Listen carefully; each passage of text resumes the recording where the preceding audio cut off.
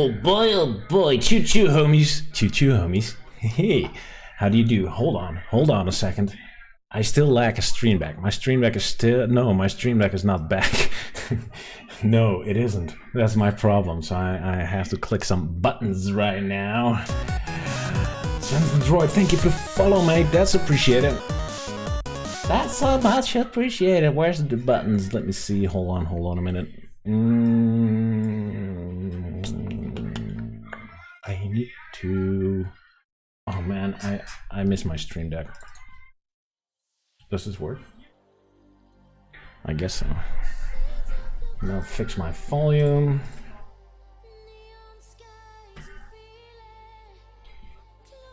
Yeah.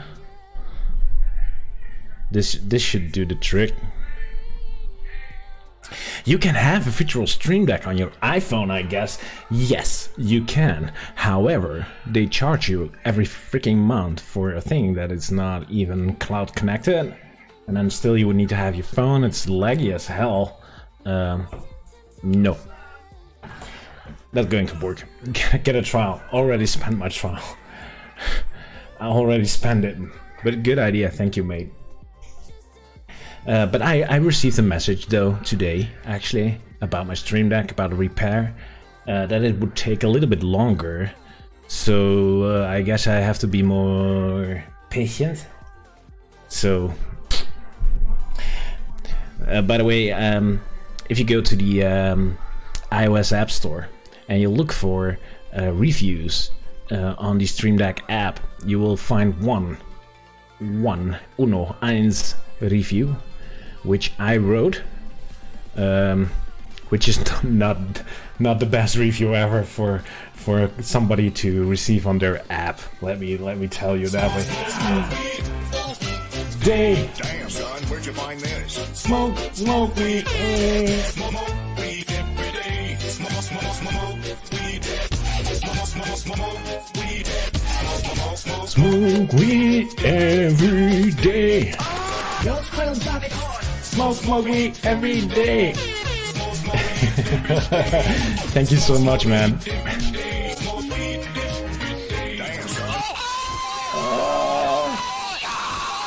Especially if I... Phil W, thank you for resubscribing, man. 7 months in a row, man. That's appreciated. Well, since I cannot play, since I do not have my stream deck, I cannot play the tunes and stuff, so yeah. That's about it. And there goes Mr. Banani, here we go. Thank you so much, sir. 40 times, choo-choo. Good job, sir. Thank you so much for your support, that's appreciated. That's appreciated. Let's check the chat. The chat is a little bit quiet today. The stream is quiet today. I wonder what's going on. But, hey, it's okay. We'll be cozy, I guess. Choo-choo, homies. First, no, you're not. No, you're not the first mate. I'm sorry. But Simply Gardener's here. Phil W is here. TCast Twitches. Hey, mate. How do you do, Mr. Banani? Hey, homies. Hey, everyone. Hello, Fuck Up Apt is here. Hello, APT. How do you do? Is it Apt or APT? I always forget. I'm sorry, mate. Sans Playland. Choo-choo, homie. How do you do? Kane. Hey, mate. Cool. And then the Stream Deck stuff. Spider. Hey mate, currently watching while in the train. Oh boy, choo-choo. That's cool.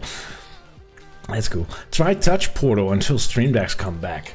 Yeah, well, I received a mail today about my Stream Deck, and the repair would take probably a bit longer.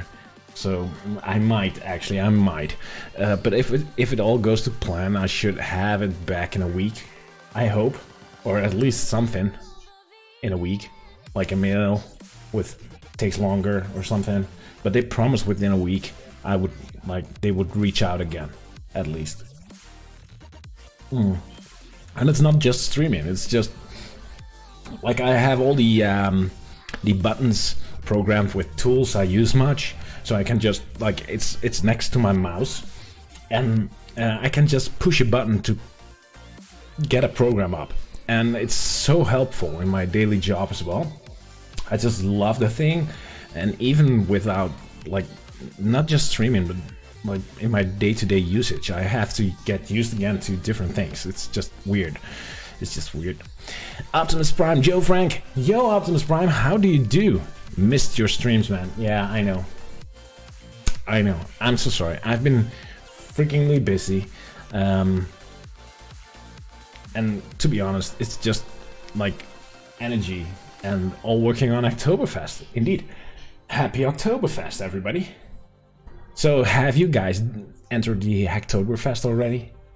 Have you got your t-shirt? This is last year's one. Is this last year's or the year before? Oktoberfest 2018. No, this is last year's.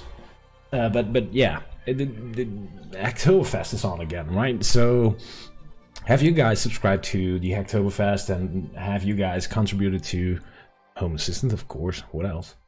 Duh. Have you guys done your PRs? Spiral, thank you for resubscribing, man. Yeah, 7 months in a row. I cannot do the animations, I'm so sorry, but thank you so much. It's really appreciated. But all working for Oktoberfest. Yeah, and you too, Safmeister. I've seen a lot of PRs. I have a couple of PRs you created, Safmeister, which I still have to look into. I tried yesterday, but so I'm going to take the time off tonight. Like tonight is like chill night, stream night. I decided to take the time off tonight, and tomorrow I will be back at your PRs. So, but thank you so much for joining, by the way, Safmeister. So Safmeister is joining, is doing the Oktoberfest, I guess, considering your PRs. If not, still, like, thank you so much for contributing, mate. That's appreciated. Get a mobile mouse? Oh boy, that's the mouse with a trillion buttons, right? A trillion buttons on your mouse. Boy, choo-choo Frank, choo-choo Satan, how do you do? Jason Bolo, hey Frank, good day sir, thank you for tuning in, how do you do? But it's a good thing you don't stream onto streaming.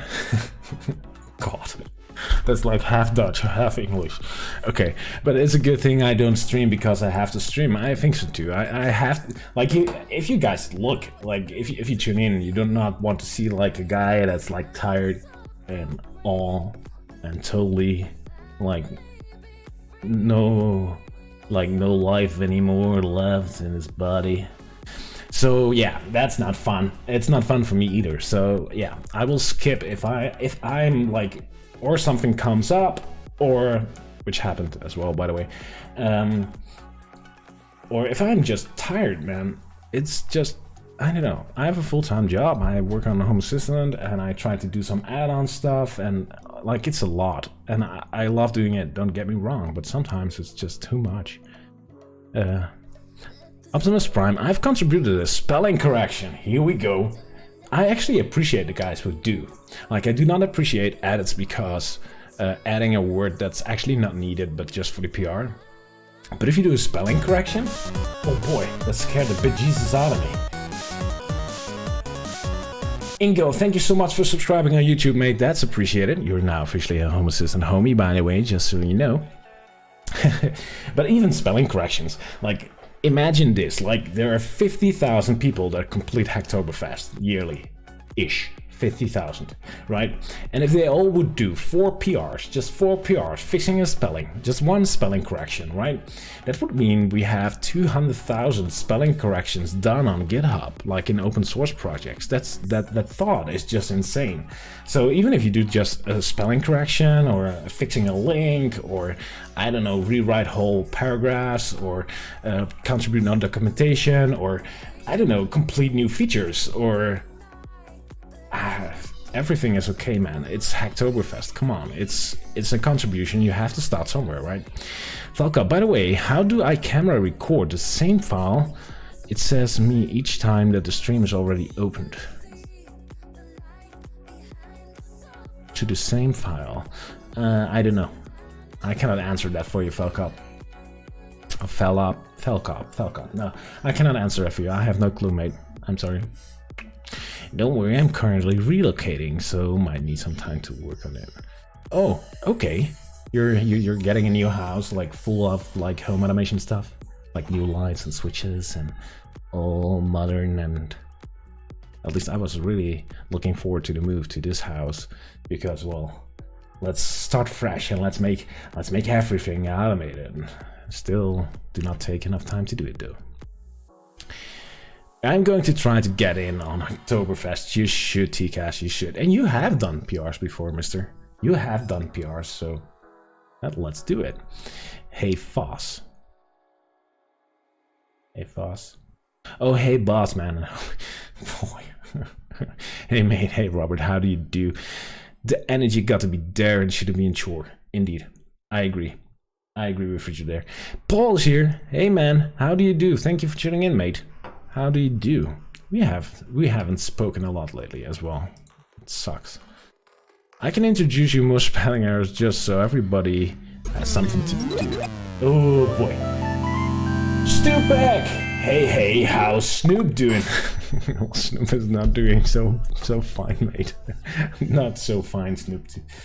So Snoopback, I'm out of a stream deck, so I simply cannot play the animations. I do not have a button for it. I can switch to a different screen where it's possible, but then the screen will be black and you will see the animation, which is boring as well. So. Ericus, hi, I followed your doorbell tutorial and got it all set up with Home Assistant, thanks a lot. Here we go, Ericus. Thank you so much, sir, for letting me know. Glad you enjoyed that one, and thank you for letting me know it's just, like, working. That's cool, mate. Oh, darn, it's all good, it's okay. Thank you, sir. Thank you, sir. Have you made a decision on your new hardware yet? Actually, kinda. Sort of. Paul, sort of. I kinda. I have learned that the enclosure I wanted to get for my new server is actually too large and won't fit. So that's kind of a bummer. I made a box around the same size and tried to fit it in, and it simply doesn't fit in any way. So, but yeah, I have an idea on what it should be. But I might wait until, I don't know, Christmas is coming close, like prices should be cheaper around that time. So yeah. Snoop is on forced vacation. It is, Mr. Banana, it is. Yeah, typo, my bad. What OS is your hardware going to run? I don't know. Hold on, guys. Got myself a phone call.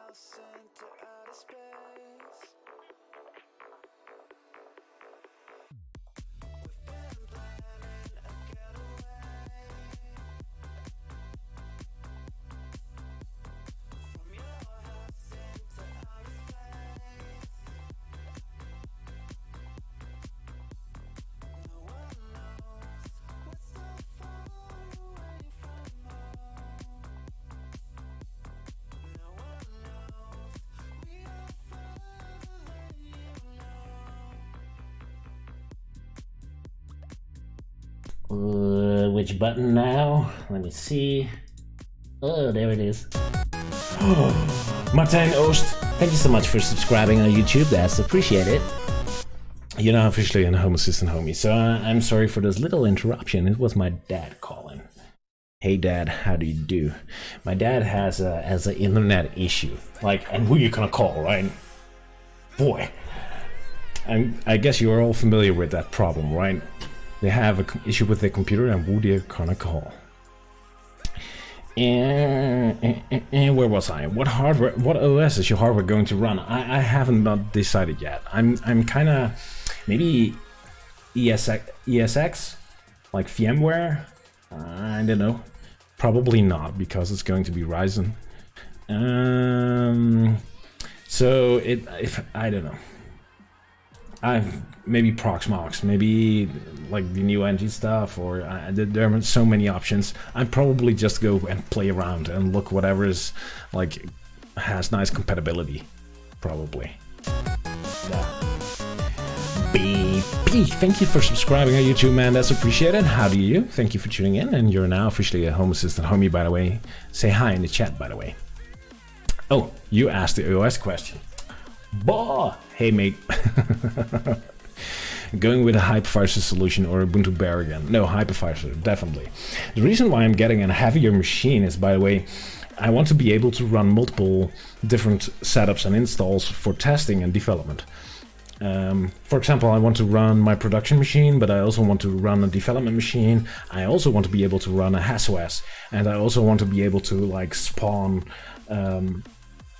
like machines where I develop on remotely using Visual Studio Code, so I can like have less pressure on my workstation. Basically, if I'm streaming and I'm developing an add-on, I'm running a Vagrant box with HasIO in it that runs on Ubuntu. Hey, Wizzy! Thank you for subscribing, man. That's appreciated. How do you do, mate? So basically, when I'm developing an add-on on stream, I'm running an Ubuntu virtual machine in VirtualBox with HasIO on it, which runs Docker with all kinds of stuff in it. And then I'm streaming, so I have my Stream Deck, and it's transcoding and sending the stream out, while I still run the development environment like Visual Studio Code and stuff on my computer as well. So that's pretty heavy for my computer, to be honest. I want to make that a little bit lighter. I want to be able to have like my development environment stashed in a heavy machine and just connect to it and connect into it. Just make it more of a playground, more like a lab setup. I want to plug in multiple USB sticks and be able to switch to them to different machines for testing. Those kinds of stuff. I'm juggling with equipment and things and files, and I'm just tired of it. It's so inefficient. It's so inefficient. Just made your air quality sounds really good. Nice. Brinsley, nice. In testing, it tells me off every time I burn the toast in the kitchen. God, like a burn the toast. I got a pro tip for you. If you ever decided, like me, if you ever decide to pick a wall plug and put like test moda or ESP-Home, I use ESP-Home, like on a Tuya based wall plug. And if you ever decide to put one between your fridge, because, well, you want to measure the energy it uses, then make sure you have set the turn on state to be like restored as always on. So as soon as it gets power, that it will turn on the switch and give power to the fridge. Because if you have a power outage and it will not, and you open the fridge like 3 to 4 days later, yeah, I learned my lesson this week, guys. God. But the good side of the story is the fridge is like defrosted and it's clean. It has space. It's spacious.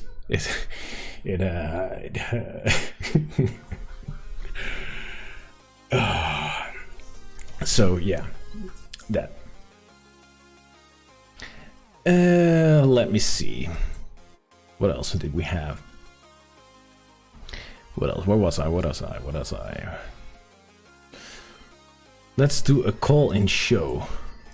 Oh, then my dad calling. Okay. Just migrated from ESXi to Proxmox. Please so far. Oh, that's good to know, Robert. Thank you.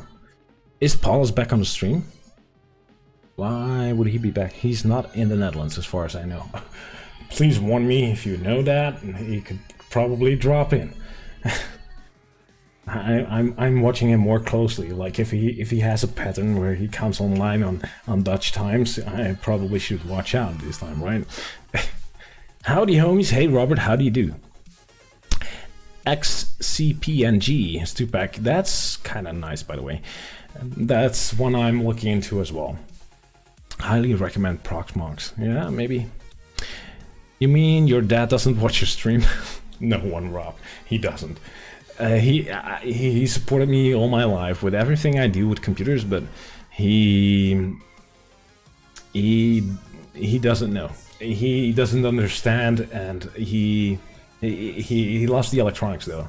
He likes the electronics, but like what I do with software and what we all do with home automation and stuff, it's just way no. You check out Unraid. No, no, thank you. I see why people like it, not for me. Proxmox is the way, probably. Proxmox has an integration PR. Yeah, I've seen it. Proxmox V. I've seen it, but I have not checked it out. I'm not running Proxmox, so yeah. Is the latest HA update anything special? I do think so. I do think so. Baby changes. Yeah, there are a little... Well, baby changes? I wouldn't say baby changes. There are pretty many changes hidden there. Hey, homies, I'm happy to see you. Was wondering where you've been. I've been here. Hi. Behind my desk. I'm always here. But thank you, Jake, for asking, by the way. Sounds perfect with a hypervisor solution. Doing that myself. Currently 7 VMs plus 1 file server container within Proxmox. Wow. /r/home lab. Yeah, browse that one. I'm behind the chat, by the way. Lol, way to go. Blah blah blah. Someone here has experience with the Frank doorbell project, where you only have to access to the wire after the transformer.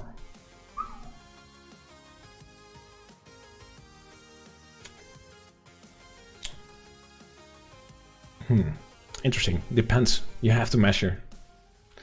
Oh my god, big mistake, yeah. Minus 50 points to spouse approval factor, I guess so. The SAF, I kind of like the spouse approval factor. That sounds stanky, yeah. I've learned mine when my recipe died in the middle of a power loss. Boy, the Raspberry Pis are not really good in power loss, right? Yeah, the war factor went down to 0. Intimate tag. Hey mate, how do you do? Hey people, live at Frank Appeared. Click. Yeah, I'm here. Hey mate. Do you only open your fridge 3 or 4 days? Yeah, we generally use a lot of different things. I'm not sure we have like it's not a big one though, but some food in there. CMDR. Hey Frank, love your add-ons. Well, that's always good to hear. Now I haven't read the rest, but probably the rest of this message is the question or a problem. I'm running HasIO on another Proxmox. I'm wondering if you know any solution for detecting a person on IP camera like TensorFlow that would work on HasIO. Oh, it's actually a question.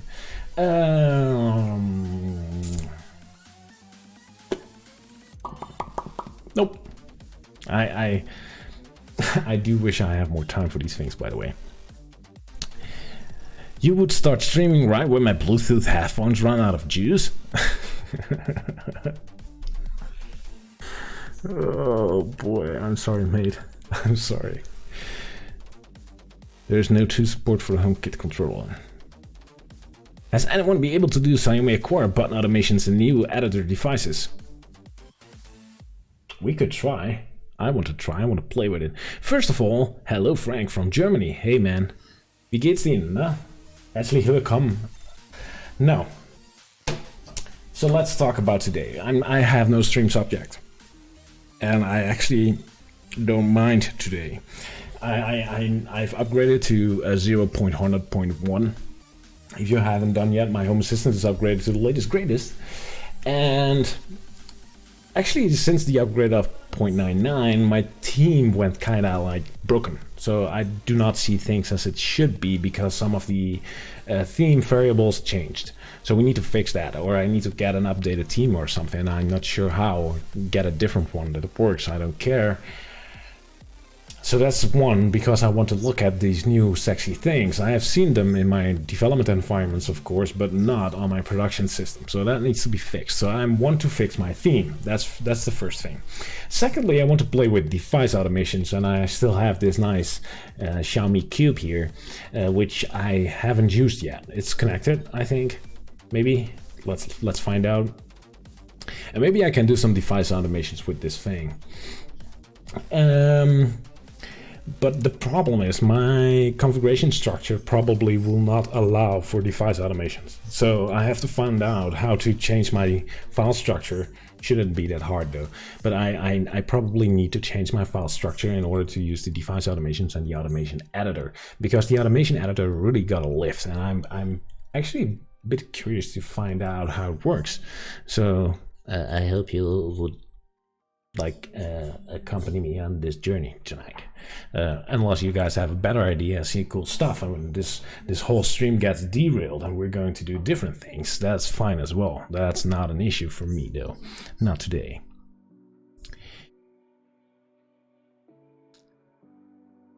Frank, start typing everything you say. No. Oh man, I don't like having the idea of a big AF server running home system and eating 65 100 watts 24/7. That's a really dumb idea for home automation. Solar power, mate. It's free. I have way enough energy for more than I consume. For the Dutch law, I'm considered an energy what's it called? An energy supplier.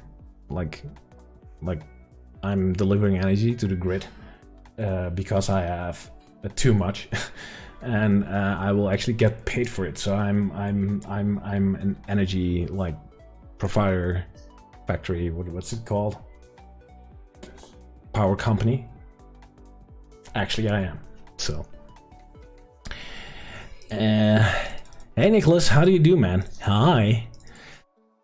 You need to read lip reading plugin for Twitch, mate. Yeah. Sorry, Frank, haven't had trigger support for the cube.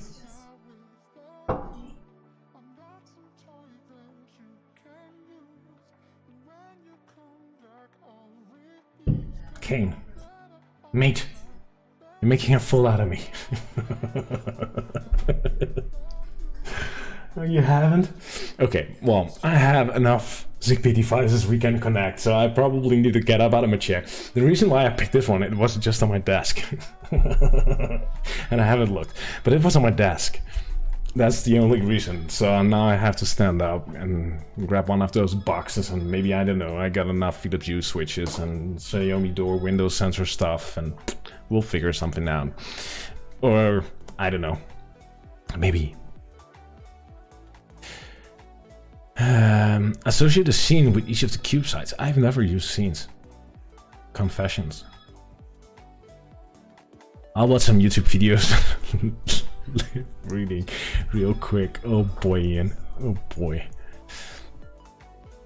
If people have big servers, likely they're using for other stuff as well, so it's just Plex in their own file server. Yeah, sure, I do.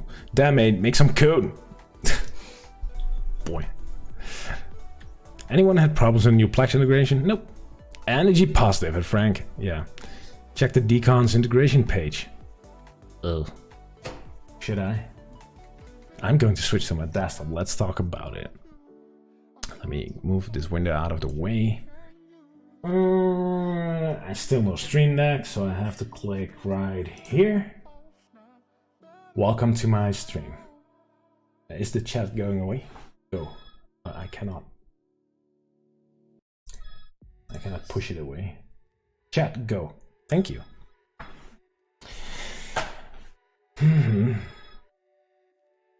How's my stream deck? It's dead, Jim. You're not Jim, but I like to say something is dead, Jim. It's dead, Rutger. It's not here.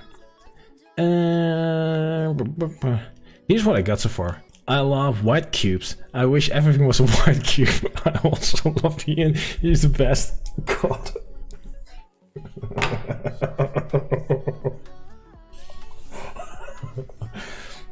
Right on, mate. Well, at least he made me laugh. Oh boy.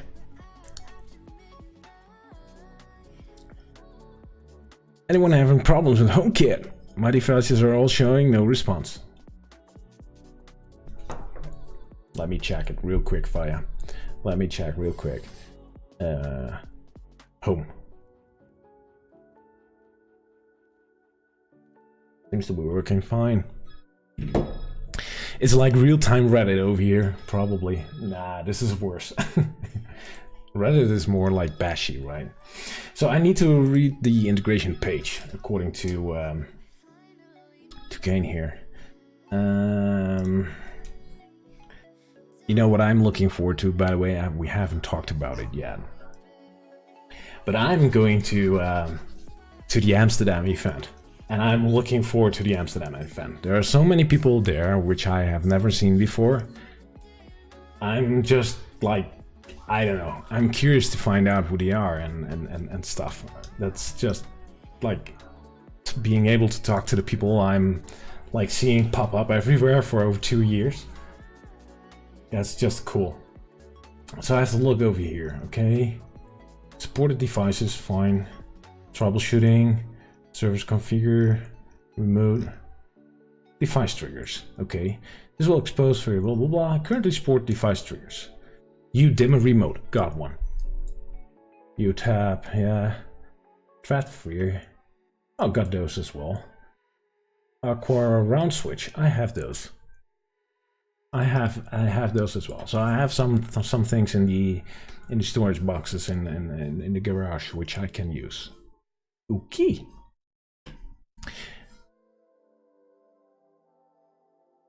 But I'm looking forward to the event, by the way. I almost forgot. In Amsterdam, like so many people there that I haven't met. Like Kane, I know Kane is going to be there. I'm looking forward to meet him. He did some awesome stuff. It's just amazing, and I'm that's just cool. Nicholas will be there, that's for sure. So, are you guys having a ticket? Are you going there? It's going to be awesome to meet. Yeah, it is. I'm looking forward to it. Like, we see each other pop up every time, right? Like in PRs or issues or, I don't know, chat. And it's just like, it's like the thing with open source and the community is like, we are all just there. And it's not like we're like chatting all day with each other, but we're working together and see each other's work and have the same goals, and that's just interesting. That's just interesting. Yep, we'll be there. Here, Amsterdam. Cool, mate. And it was sold out so quickly. Like in 24 hours, all the tickets were gone. And there were more tickets than last year. Like last year, it was 100 people, I guess. And this year was 150. It was gone in like 24 hours. It's just like, holy moly. Holy mother of home automations. Okay, let me get to my my system right here. So I've upgraded to the latest greatest already. I'm on the latest version, so that's cool. That's my general stuff.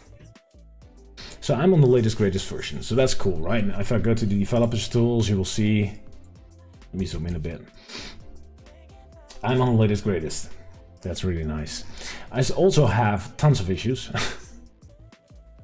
I still have an issue with Flint's bathroom. I need to fix that. The uptime robot, I'm not sure what's going on there. And this is all my outside sensor for Luftdaten, which I connect to directly. But the thing isn't multi-threaded, so each time it's using its sensors, reading out its sensors, and making measurements, it will not respond. And at that point, I will get like a connection failure. I have to figure out a way to solve this. But yeah. Okay, so my main problem is right here. If I go into in here and we go to devices, which is new.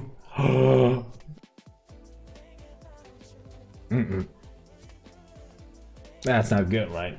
But here comes the big surprise. It is there. It's just a theme that's effed up. So that sucks. So I'm looking for like a new theme or an improved theme or a compatibility theme or a string like PhilVW is sharing right now. Add that. Okay. That seems like a bit of a workaround. But yeah, maybe. But this is the what's this theme called again? Slate theme home assistant. Is there something like, wow, it even says updated. That should be it. Updated.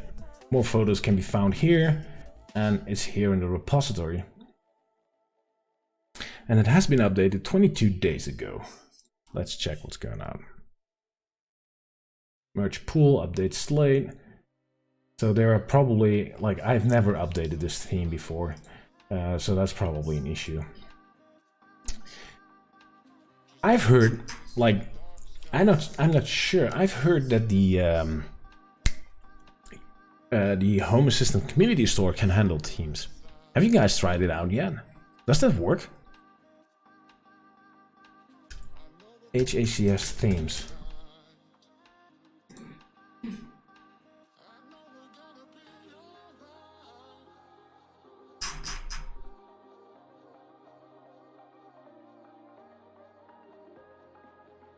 Does this thing support Teams? Help me out here, guys. I'm not able to do this alone. Find themes. Nope, no results. Configuration. It's probably in here. Theme. Check out this one. Don't remember the source. Oh, okay. Beta version. It would depend on the theme provider adding in support. Oh, is that true? Yep, it does. Theme. So I need to just enable it. It's disabled by default, right? So theme, true. Map of options. So let's set theme to true and let's see what it does. Let me get my configuration. Integrations, HACS. Theme, it's true. That should do the trick, right? Let's check if my configuration is still valid. Where's my terminal? SIO HA check. Let's check it.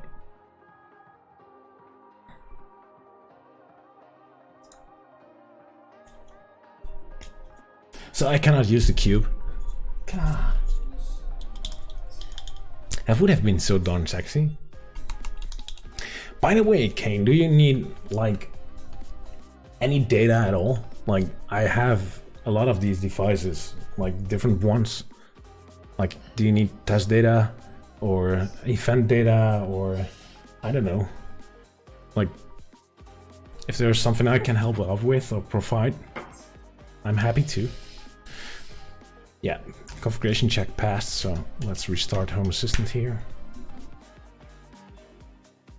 It's restarting. I'm absolutely... There it is. Connection lost. Test data from unsupported devices is appreciated. Are there any specific devices you're looking for, Kane?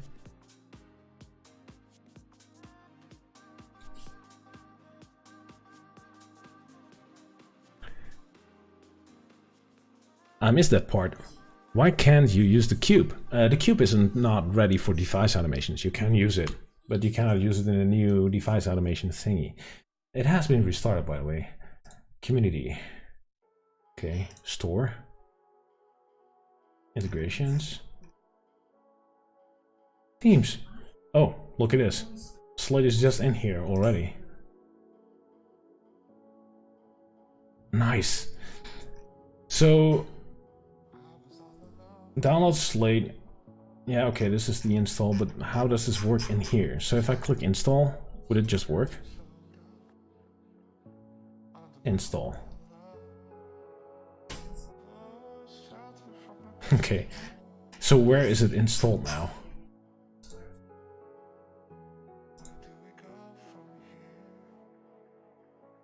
Config Teams. Oh, that's just perfect. That's where it was already, so this just updated it. Nice. Too bad for a comment, but that's expected though. Oh, that's kind of nice. So the thing just dumps it in the right location for me already. That's cool. So why isn't this theme stuff like enabled by default? Ludius. That's pretty nice. What other themes do we have? Store. I wish this was tabbed, by the way. Theme store and like synthwave.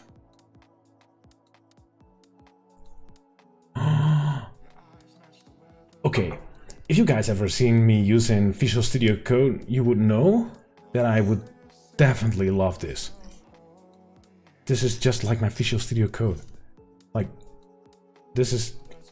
Okay, it's a little bit less purple. It's still pretty darn close. I should just make shades of purple for... Oh, that would be cool. Yeah, I want this. I need it. Oh baby, oh baby.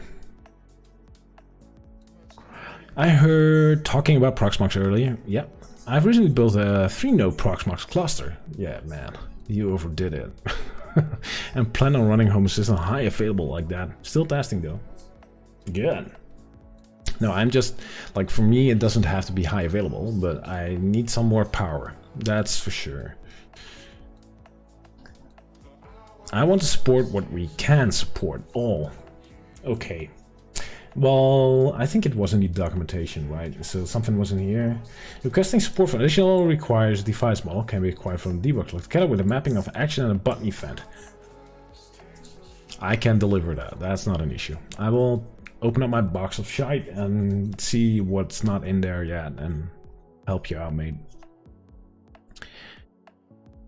Just for the cube, I think I have the data needed. Okay, it's a bit more complicated to support than other devices.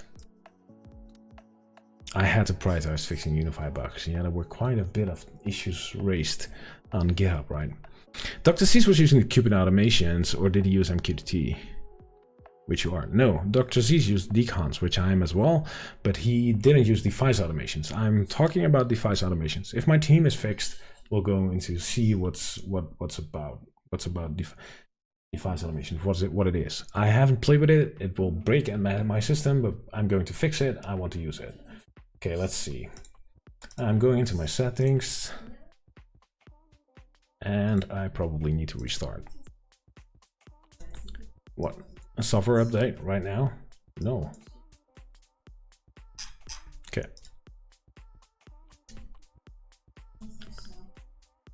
Probably that and refresh team services. Yeah, that's possible too, but restarting on my system is not that bad. So your file server build video. God. You have quite a bit of hardware there, Intimate Tech. Rubber banana, sorry, all kinds of typos today. Typing on my phone, watching stream on TV. That's a good combination though. That's a good combination. Good to know you have all the issues, all the information for the cube. I think the cube is kind of magical. It's a magic cube. If you rub it, the thing will come out. The I want to say ghost, but it's not. Whatever. So let's see. Synthwave. How does this look? Okay, this is worse than I expected. This is not so pretty. Never mind. Back to slate it is.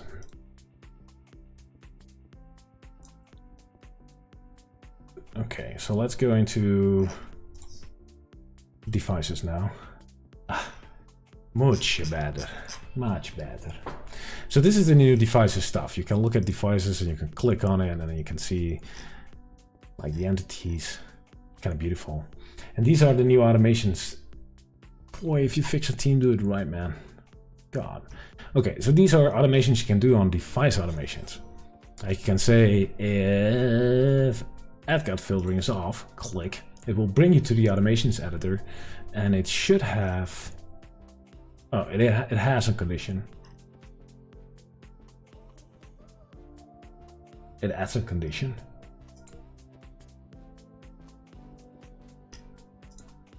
Why does it add a condition?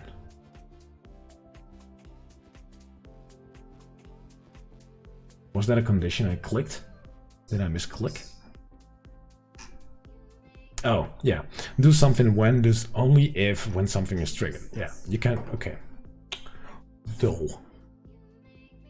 Okay.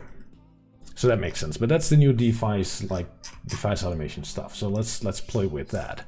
There's something else new, but that's not here yet, so let's not look into that yet. Let's see. Automations. So these are my... You need a trigger first, yeah. Good to hear, Intermetic. Love your videos. He makes some great videos, by the way. You should follow him. I think your cards use another theme, Frank. That's why my cards do not use another theme. I just have a theme loaded. You can delete the condition, by the way, yeah. It was so ugly. Oh boy. I'm not loading any specific theme stuff, to be honest. Just the theme file. Oh, well. Okay, so my automations are like in separate files. They're stored on disk on different places. And I can turn them on and off, but I can obviously not edit them since they are all manually created, right? So if I create a new one, let's call this automation test with an optional description. And when the, I don't know, the device, this needs to be fixed though. When when Edgard home has been turned off, I want to have a trigger. This is the trigger. If the device Edgard home is turned off, then I could call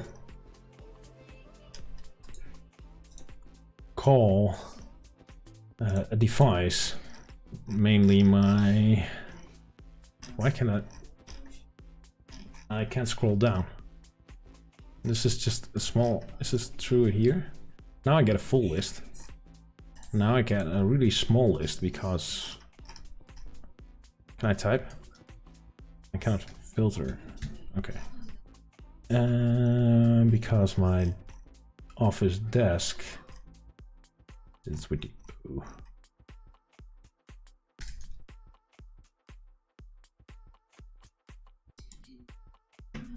Turn off, let's toggle off the desk. Add action. No, not another. Let's delete this one. Okay. Let's save it.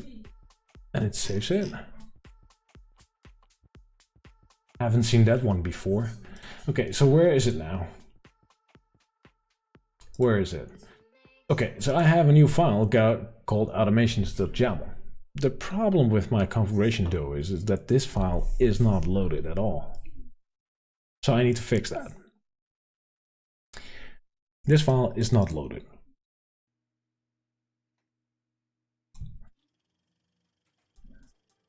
Automations include, yeah, that's indeed the trick. You can load additional automations. Philly, that's true. If you use both old style and new style the UI automations, you have to point your old automations via old. That's having the pointer to automations. Yeah, I agree. I know how to fix it. I haven't fixed it yet. So here we go.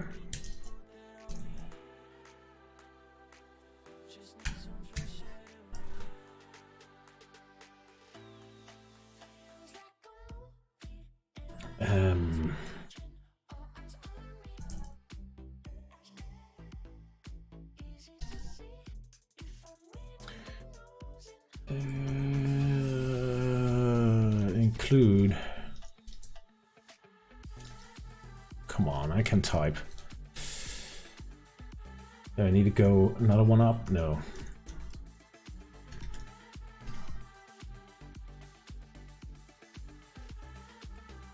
Automations, the YAML.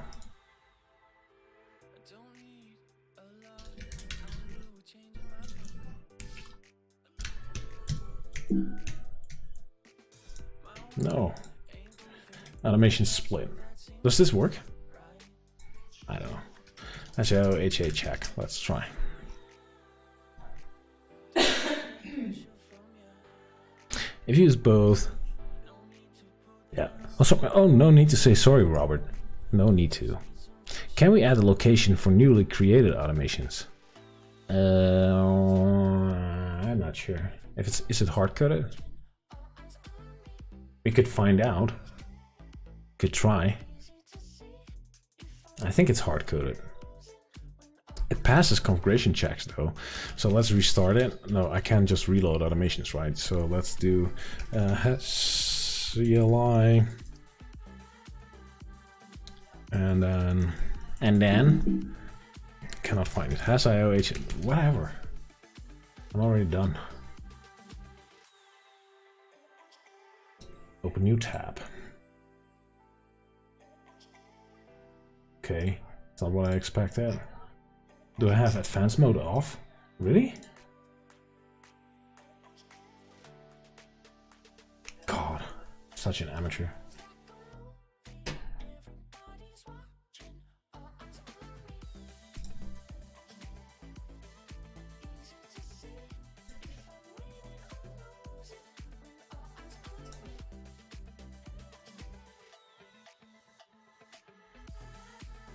Here it is, test. Nice. So I cannot trigger it. And my office light will go off, right? Has this been turning off advanced mode automatically a lot lately? Oh, that's probably, I don't know. I think it's stored in the browser. I'm not sure.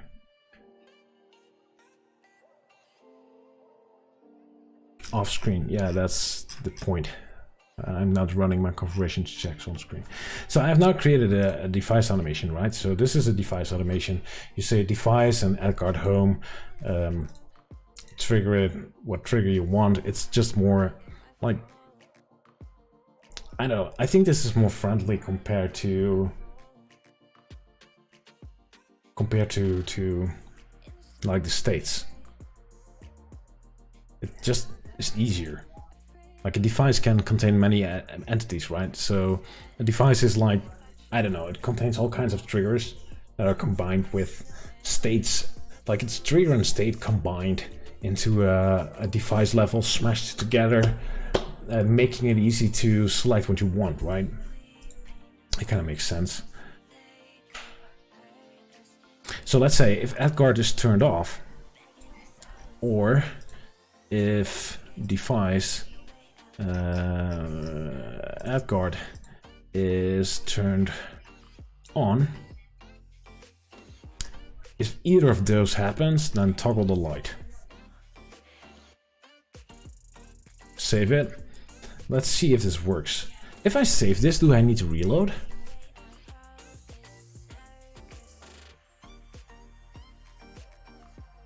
That's a good question. So if I change my automations, is it? Guess so, that's weird. I would expect if I change it via the UI, it would just reload. Let's try that. Let's try what happens. So let's go into here. Let's disable this.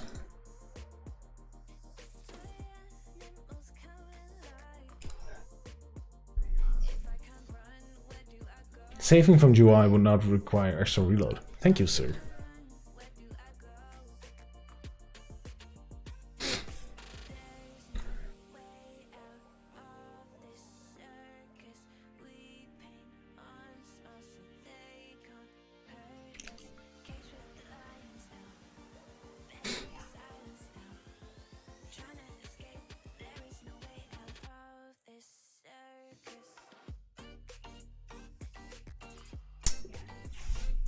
Okay.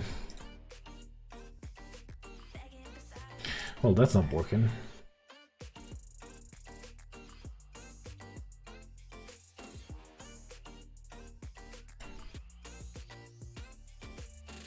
Maybe it's just this one.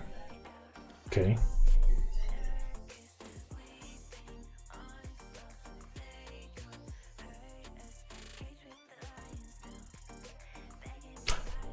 So I did not do the general protection, I did just on this specific rule.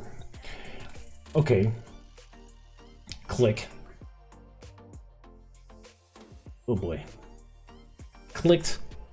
Turn on.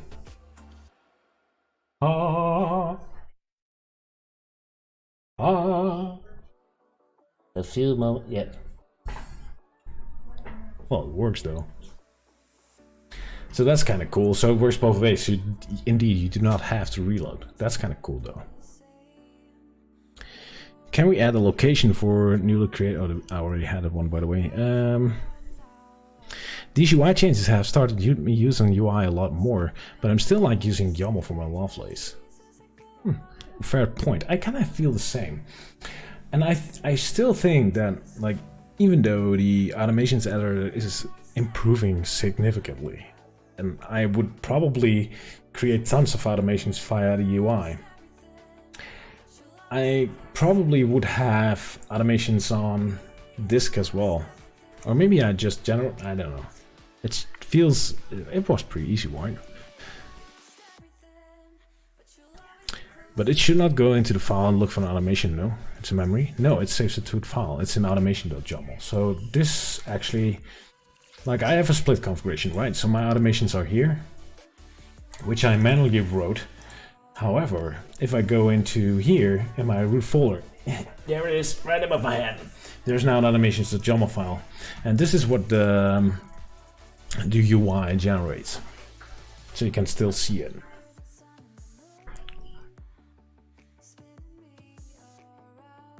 So you need AAA and it works, that's cool. It's still hard to go away from AppDaemon.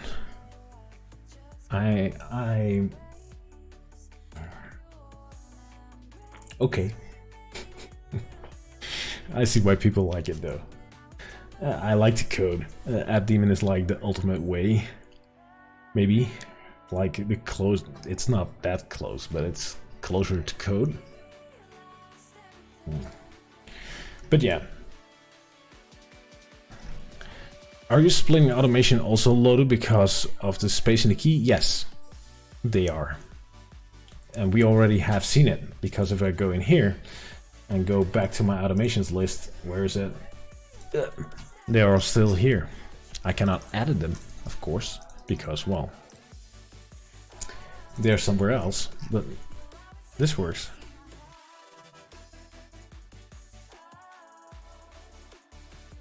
It's kind of nice. It's kind of okay, so this works. So let's find something I can use and pair with Deconz. And I don't think I have anything here except for the cube, which is not supported yet. I had installed AppDaemon for one routine, and after moving that to a standard automation, I ended up uninstalling it. And I use home panel instead of H8- now anyway. There you go. I've seen they were like H8- was kind of cool. It still is though. But now you have tile board and home panel. Like those two are basically currently like a bit of a golden standard. We had another one. I'm not sure what the name was. I even created an add-on for it. Oh, yeah. I did the first 4 themes for AD. Oh, boy. You're around quite a bit of time then, I guess so. It's really cool if you want to model complex scenarios. That I can agree on. So I'm going to find a device that I actually can use for this, besides Edgard. I have tons of devices which are supported apparently. So that's kind of nice. Although this is kind of effed up. So can somebody point me out which is my iPhone? It would be great. God. Not that it matters. The app is broken at this point, so okay. This is kind of weird. Some things are double. I choose the odd one out. None of them. At this point, none of them, because it's not in the list. The Magic Cube. Oh, it's just a battery level. Okay. But it's here. The one you can hold in your hand. Oh boy. So let's find something I can actually use. The garage freezer. Oh, that's cool. So if the garage freezer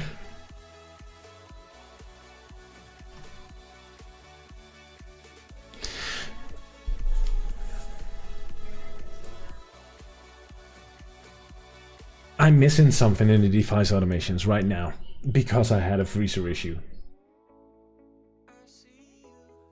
If it's off, is it off or is it unavailable?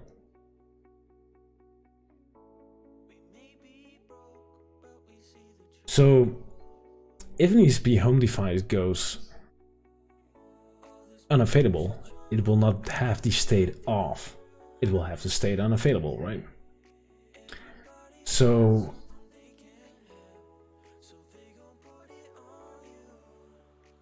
how would I do that with a device? I can't, probably, right?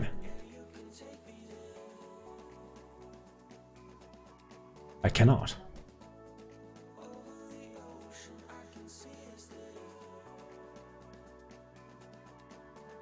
Check not on.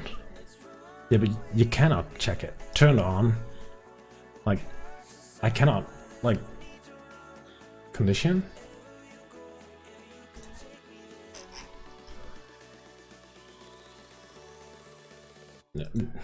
You cannot do a negative one.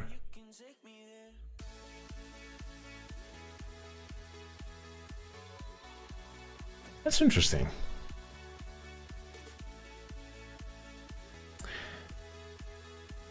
If it's off for 5 seconds, but is it off or is it like, or is it,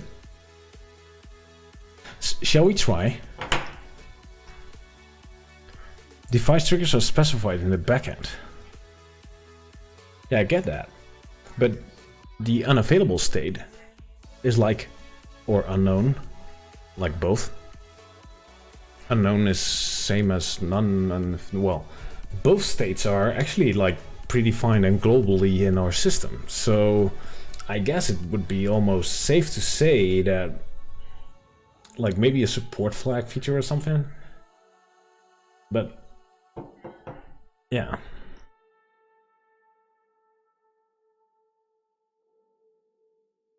It's not just they are what the developer wants to make them to.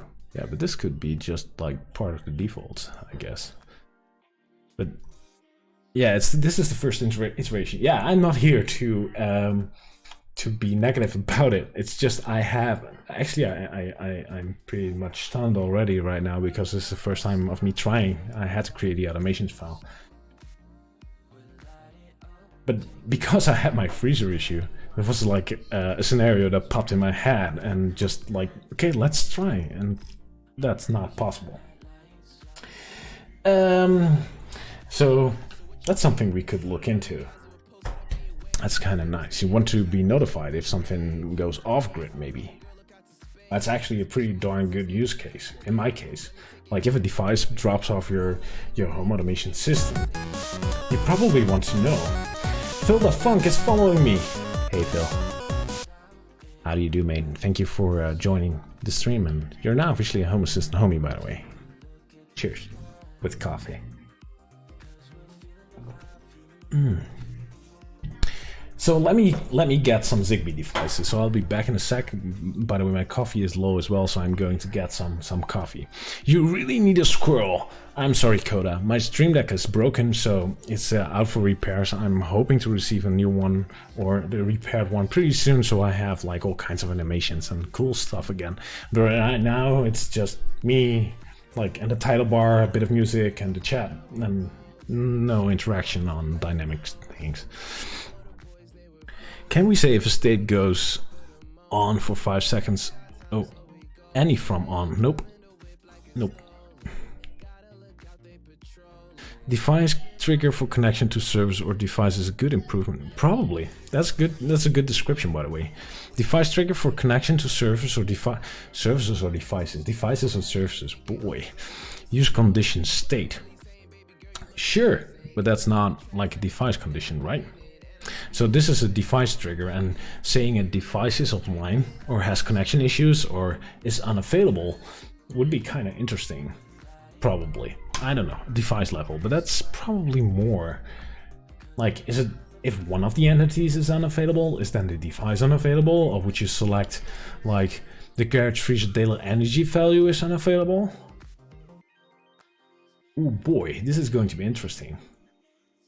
So this is pretty hard to probably do. the more I think about it.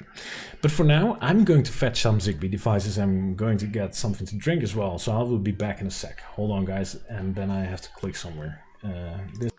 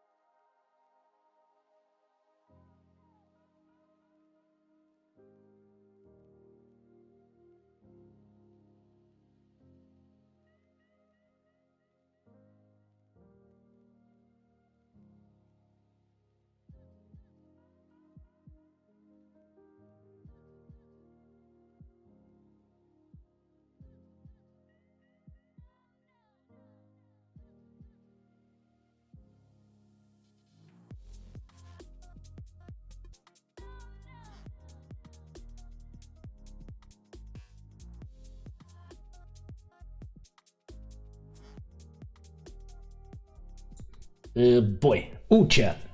That's a big chat. Hello. So where are we at? Let me see.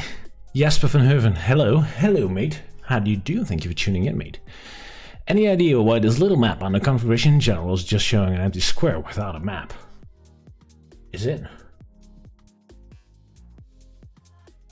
Is it? Like general? No, it's showing a map pretty fine, so that's okay.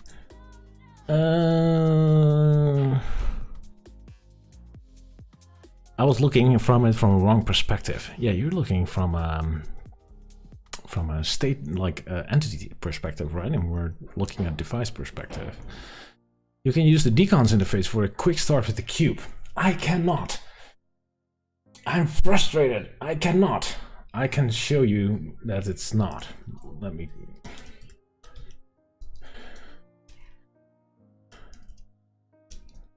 God, what was the port number again? I cannot.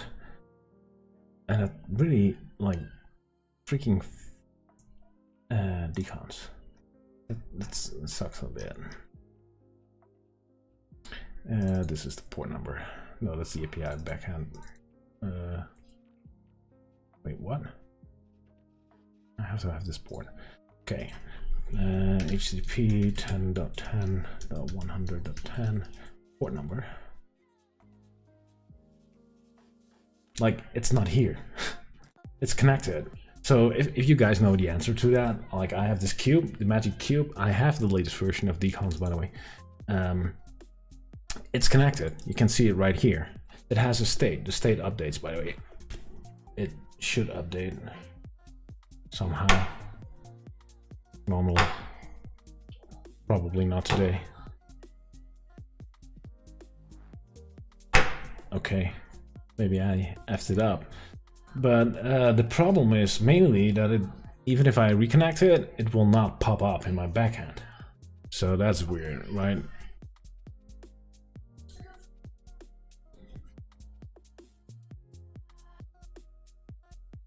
It's a new concept. Sure, it is. Device stuff is a new concept. Recharge the battery, it's new. It's new. It's just got out of the box. I still have the little thingy here, which I can open it up, but I probably resetted it while playing with it. So I should reconnect it probably, but it doesn't show up for me. So I'm not able to like use it from the Foscon interface. It shows in the devices, but it doesn't show up in here as supposed the screenshots on their website does. Leave it to Frank to find a new feature, necessary feature. The ultimate beta basher. No, don't give me that title. I'm not trying to bash it. I do have, maybe I do have like a different perspective on things, maybe sometimes, but yeah, I don't know. I'm not even sure if the things I ramble are like legitimate at this point. If I think about it, like the device dropped off the grid state, it's probably not that easy.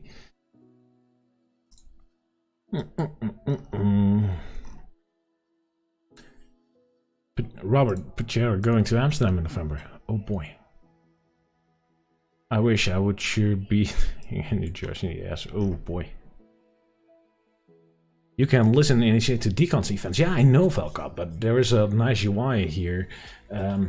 For example, one of the things I think Home Assistant does really bad because of its design is like handling dimming. For example, if I would do this, I would be like flawlessly like to be able to dim, right? But I can catch the event and make it like in certain steps, but it would not be as natural as it could be, I think. Maybe. I'm not sure how that works. Maybe I'm wrong.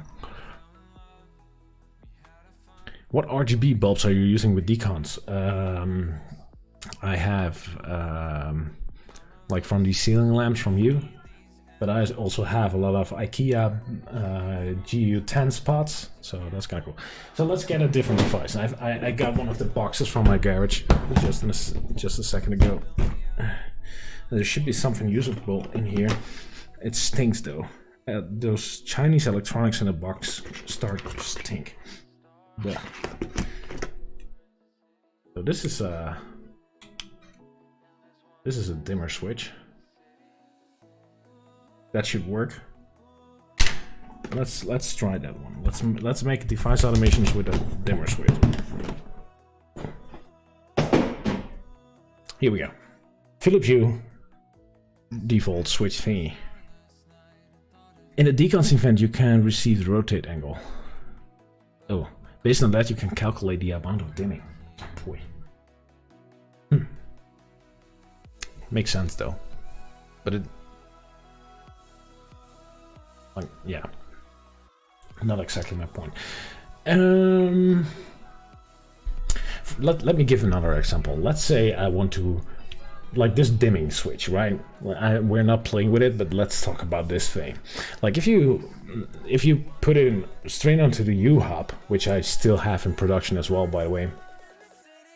So if you put this thing on the U hub, it will turn on. And if you push it again while it's on, it will change the scene, right? It's built-in scenes. And you can turn it off. All beautiful. Then you have the dimming up and down, these 4 buttons. And the longer you hold the up button, the more it brightens and dims.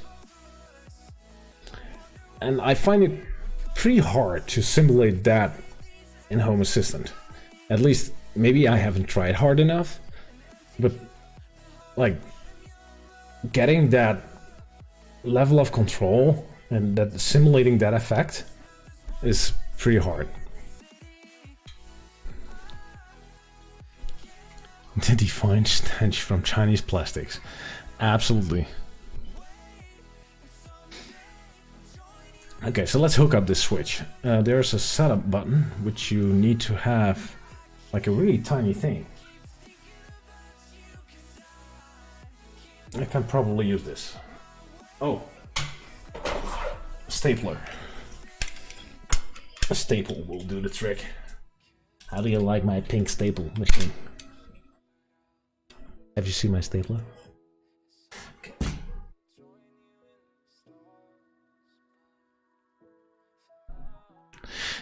There is a different command to use with lights that can be used to get a similar continuous effect for dimming. Really? I haven't used it myself though. Okay. I haven't. I would like to learn more, Kane. Maybe for another time, but yeah, definitely. Okay, let's hook this thing up. So I need this dimmer switch. Let's go into switches. Let's add a new switch. It's a Philips switch. It's a dimmer switch. And then I need to press the setup button.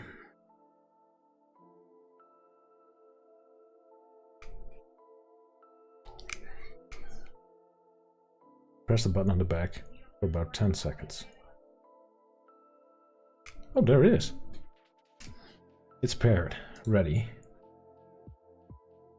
So this is dimmer switch 2. Test thingy. Here we go. Let's assign a light in here just for... Should I do it? Okay. So add it, right? Not doing anything, but we can probably see it already here. Test thingy is here. Here we go. Test thingy. Not sure if the firmware is like up to date or something. It's probably not. It has been in the box for quite a while. Okay. So, what's next? Let's go into devices. And I should be able to find something like Philips.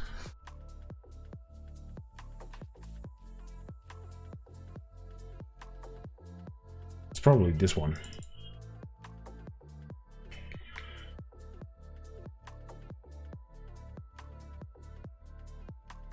Battery level.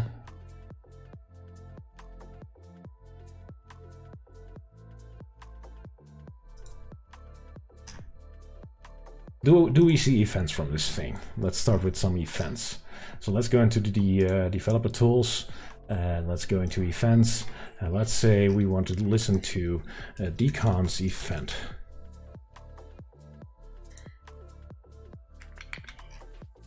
It's here, that's for sure. It's here. You can see the values changing. Events fired.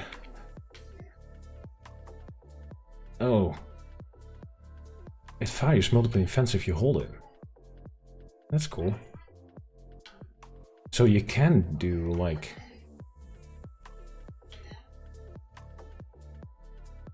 Oh, nice. Oh, that's actually pretty cool.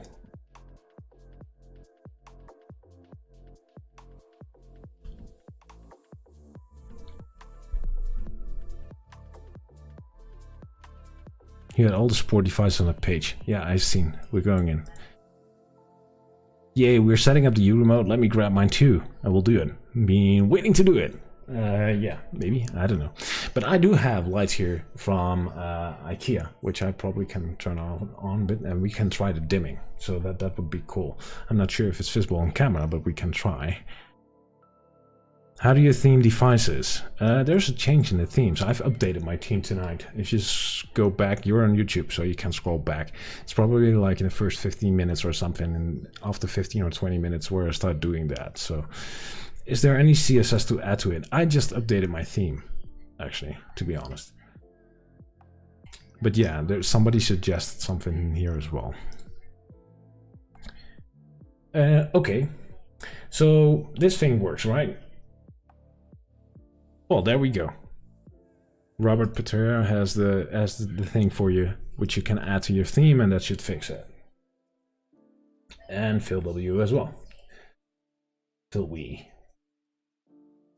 Okay, let's go in here. Let's go into devices again, and let's find this thing because it's a Philips thingy, and this is the dimmer switch, right? I'm not sure why the one is available or not. Oh, this is the 2. I'm working on this one. And now we can say, and this is new, right? This is the device automations. So instead of worrying about the entity, which still, it's fine for me, but if you're like new to the game or if somebody else does it, and by the way, convenience is the thing as well. So let's say the button turn on is pressed. I want to do something. So we can say device dimmer switch 2, which is the name of this thing, turn on button is pressed. Let's call this device automation test. Get out. Optional description, don't care. And then we're going to turn on the device. We're going to say, I still don't like this scrolling thing here. Office window. Living room, office window. Where's my...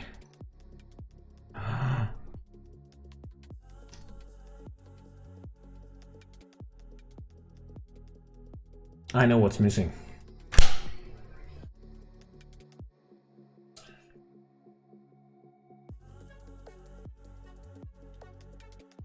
I use a thing called light groups.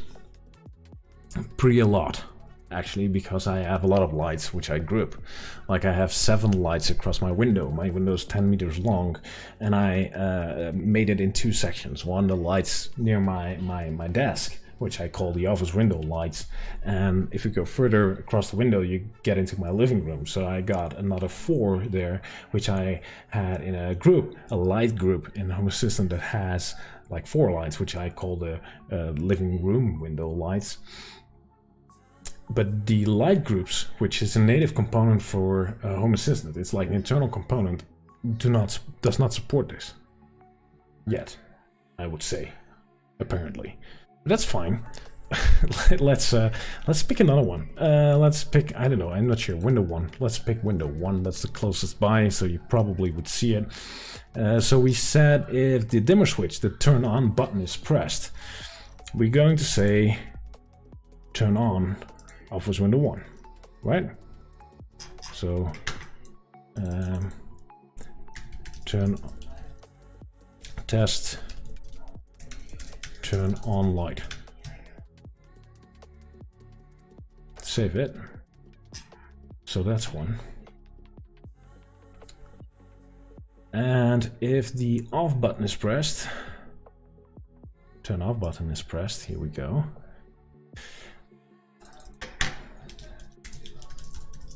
Let's turn it off again. So we call device office window. We're going to turn it off. Save. So right now, let's try it. Let's open up my my home assistant here. This is going to be weird since I only show the groups. So let's go into unused entities. Oh, this is renewed by the way as well. And this is the first time I look at this in my production system since the background is fixed. That looks sexy. Window. So this is Office Window 1. So this is the one I added. It's just like I'm sitting in front of it. That's not so helpful, right? Office Window. There you go. So this one. Let's turn it off. It's off.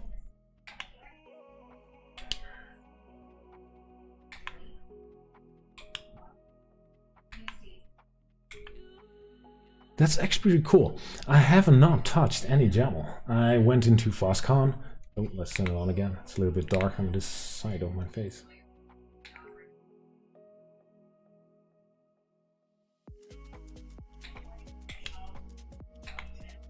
You can see it a little bit. But this is kind of cool. Like, I haven't touched any YAML. I just added it, went into the automation and said, okay, when this button is pressed, I want this light to go on. I have no idea on the name of the entity. I haven't seen the entity name of this thing. Have you? The name is the one that does. So this is actually, I'm freaking impressed. Okay, so let's continue on this. The dimming is an issue I told before. I didn't like how the dimming worked before in automations. I had some troubles doing it. But this could be actually pretty...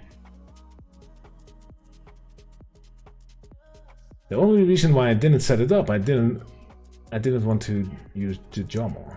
Oh, okay. So let's try the dimming. I want to see the dimming. What I... Oh god, I'm full of ideas right now. Like, if you go into the automations right now, I already miss a thing. I want to duplicate this one because I want to make like the same thing but tweak it. Or save as, or that would be helpful. Like, it's almost the same thing, but okay. Let's do device. No, I have no clue on the device, but it's probably just the name. So it's called switch something. This isn't sorted. It is. It's case sensitive. Is it? No, it's not. How is this sorted? Okay, never mind. Dimmer switch 2. This is called test thingy. That has been renamed. Okay, dim button is continuously pressed. Cool. Then I'm going to device window, Office Window 1.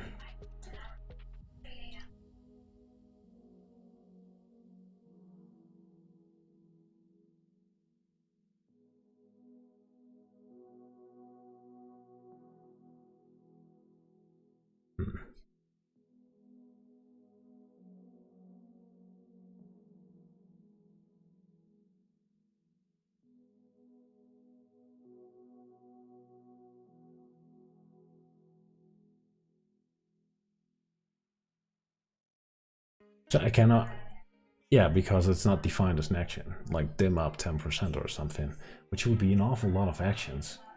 That doesn't work. That doesn't work. Okay, so Ariane Clark, thank you for subscribing on YouTube, man. That's appreciated. You're now officially a Home Assistant homie, by the way. Say hi in the chat, by the way.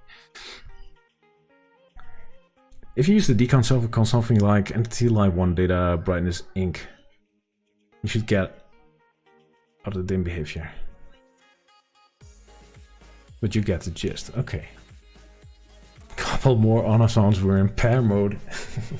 My little boy knows everything about that. He loves resetting my Zigbee bulbs using the switch in the wall.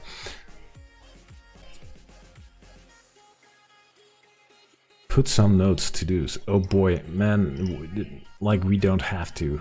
Like, how do you add a template? We need a template here. I'm not sure if a template is the right name, but okay, let's say we're going to do this. Let's say we're going to call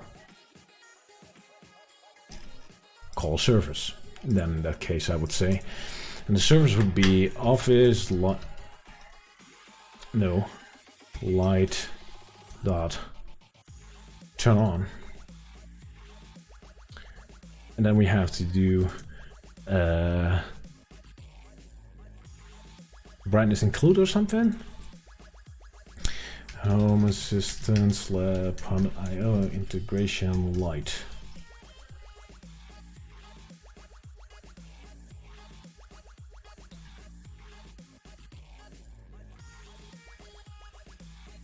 There's no way to up the brightness, right? You would have to know the brightness.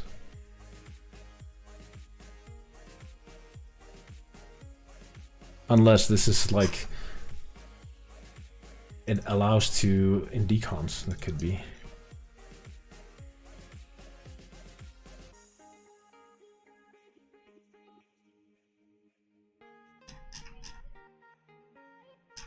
Okay, let's go into, where's my thingy here?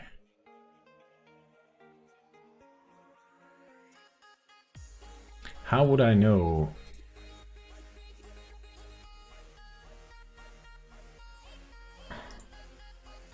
That's why we need a template.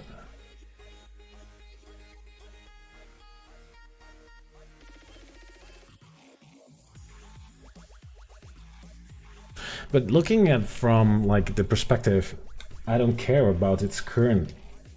Okay. Like dimming, it's okay. Okay. Decrease and increase.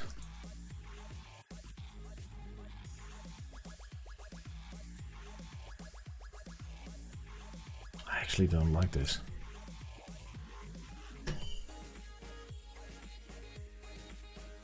Like, this is the point where you have to start ask yourself if this is like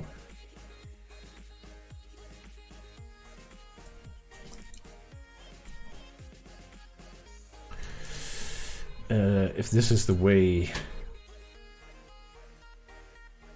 Can we do, how does this work in the automations editor? Can we use a data template here? Does that work?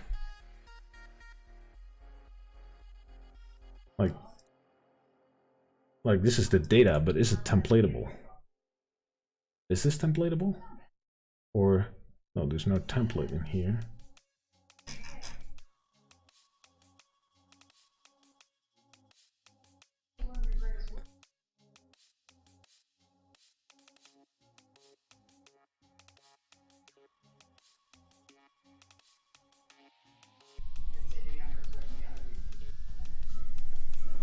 Let's just try. Let's see what happens. So let's search data. So this is the data. I would guess this won't work.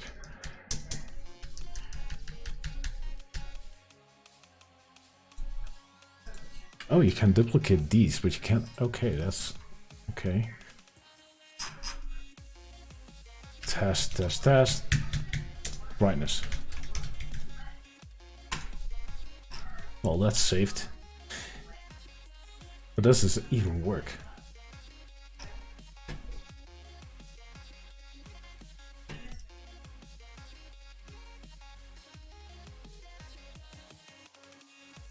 It doesn't crash though.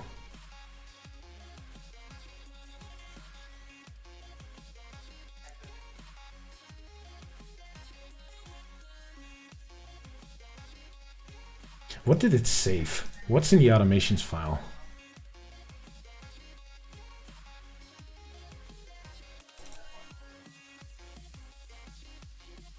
Yeah, this is not going to work.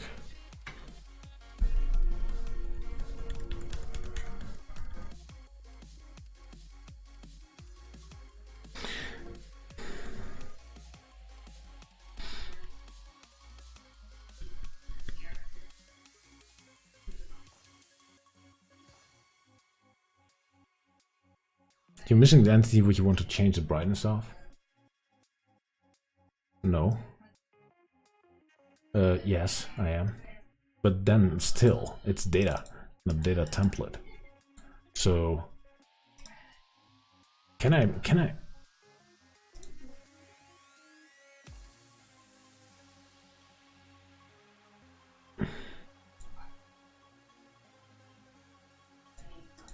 This is interesting.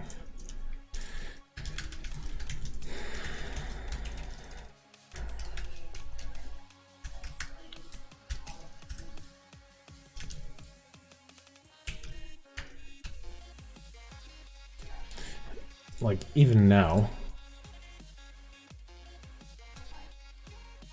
can I reload?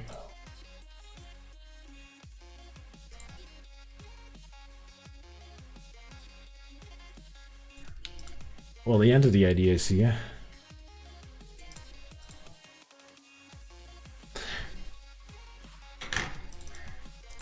So basically, this is data template. Alias is empty. Why is the alias empty? Why is there an alias to begin with? Okay. Let's say we want to do this, right? So this is actually the lighted lamp is incorrect. Okay. That I got.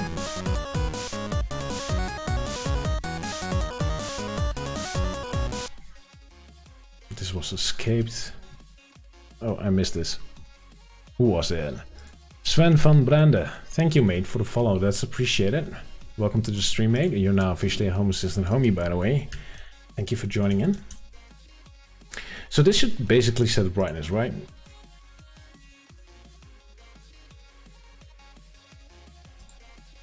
Okay. So let's assume this is correct.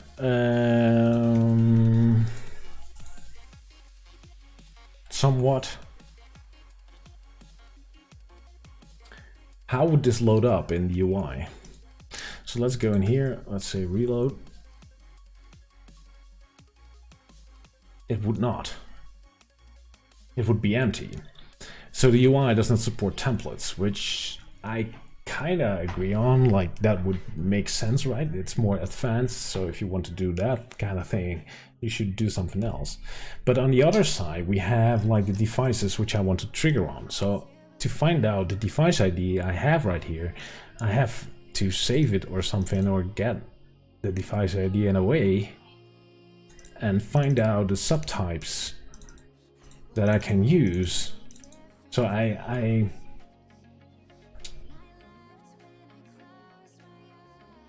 that's not fun.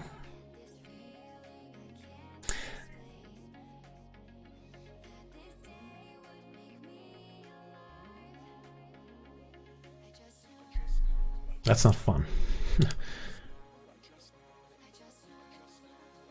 You need a valid entity ID there? Where?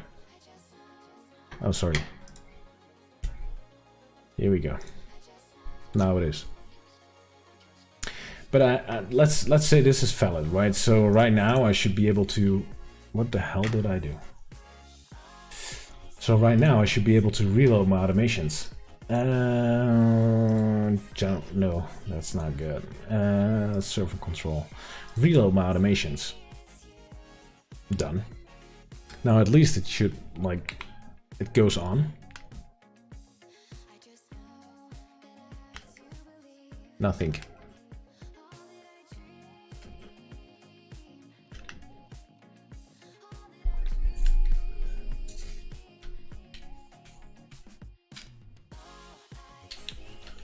No, instead of lighted lamp. Oh, boy. Thank you. Okay. Reload it. So now I should be able to dim up. Oh. Oh. That actually works pretty nice. Let's do the dim down as well. I'm going to cheat. Let's make it the less. This is probably just down.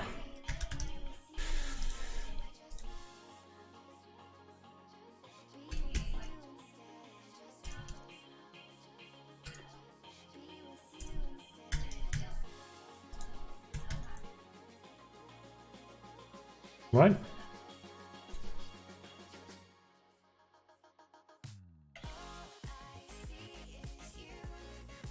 Oh, this actually works pretty nice. Let me get the window line. It works really nice. It's not, yeah, you cannot see it. I'm sorry, I cannot show it, but I'm going to open up like now the UI so you guys can see it. But like, it's too bad you cannot configure it from the UI, since dimming is pretty much, like, in my opinion, pretty much a default thing.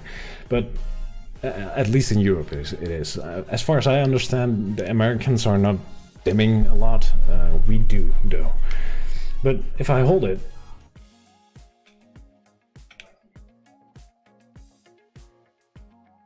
it kind of works. Actually, and it's way better than I expected it to be. You can actually see it in my neck here at the side. Camera is reversed.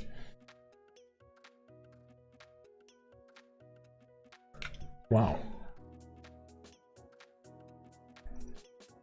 Change the desk light one. That one is just on and off. It has no dimming support, so that's not working. I dim all the time. I use my voice instead of a dimmer though. Yeah, we currently do as well. Like, that's why I have a box full of these things. But it's kind of nice to see that, like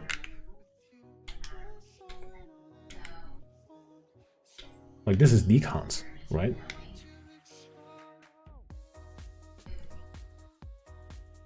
BP, probably stupid question. Is there a Haseo type plugin editors for regular Has installs? Yes, it's called IDE. IDE is another option. The max option will not allow you to go to 0 though. Because the lowest is 1.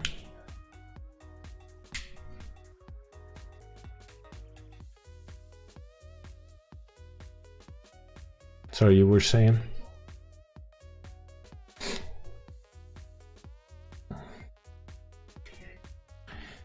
Okay. Does it work if you single press 2, or is that another automation? No, because what I did was the hold action, so I can still use the single click action for something else. So single click doesn't do anything at this point. I could assign the single click for a 1-step, probably, or I can use the, oh, that's actually really cool. So what I actually could do is, like, if you single click, you would switch scenes, and if you hold it, it would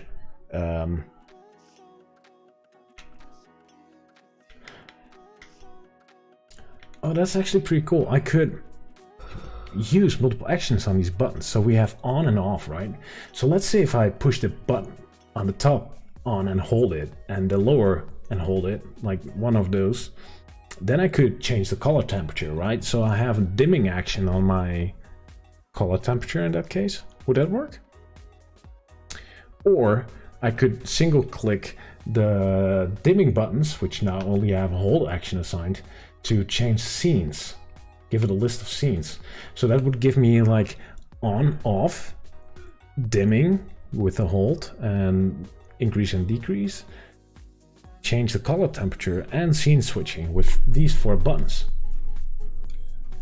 Can I do double click? Double click is an action as well, right? Let's check.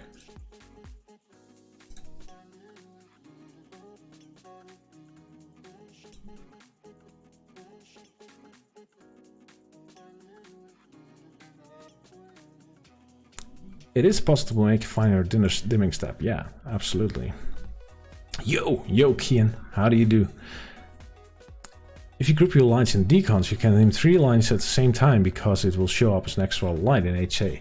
I use light groups already, so it's already in HA, but it's not a device yet. So like a light group is not a device in Home Assistant yet, I would say. But if it was, it would show up. So maybe that should be fixed or something else. Somebody should look into this. Maybe I should. I don't know.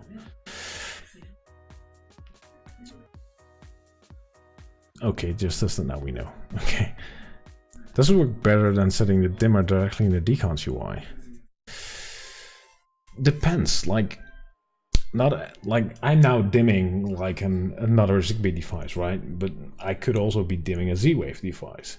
So I could use this Zigbee dimmer with my Z-Wave device. That's the point, right? That's the point of all this Home Assistant stuff. If I would just need Deconz, I could throw out, well, whatever. Niels Scott, thanks for all the add-ons. You're very awesome. Thank you, sir. Glad you liked it, mate.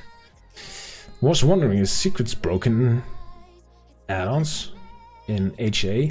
Well, it should not. Second of all, Home Assistant version is not related to add-ons. It's related to the supervisor version, which has not been updated. Is there any news on when cameras will be able to be viewed from Home Assistant Cast with Google Hubs? I think that's a limitation with the Google Hub, to be honest. Frank, you can have press, hold, and double-click release. Holy... Yeah, that... like, the release is a bit... Like, press, hold, release... Like, press and hold would make sense. Release is... a weird action for me. I know it's possible. I understand why it's there. I'm not sure what the practical use of it is. I have a single click to circle through using day scenes. Night in Circadian. Nice! Good idea though. More or less like how U is implemented, right? Yeah, the U uses the on button to cycle through different scenes. Why is my camera focusing? This would be a nice Stream Deck replacement. Okay, that would require a plugin for OBS. That would be cool, right? If I had like an API. Be able to control my OBS from Home Assistant. Like if I F up during the stream, I would lose control of my stream. That's like a really good idea. No, let's wait for my Stream Deck to return.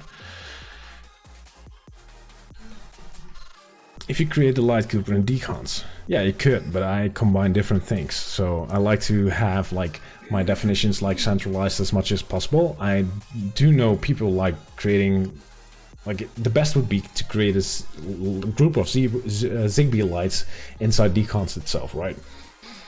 But then I have Z-Wave as well. So now we have Z-Wave, and I have Philips Hue groups as well. So then we have Philips Hue and we're going to define stuff all over the place.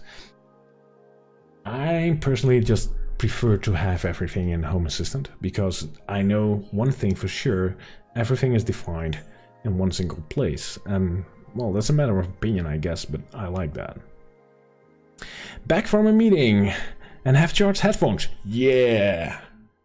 What's the model of this remote? It's Philips Hue dimmer model 3241311374111.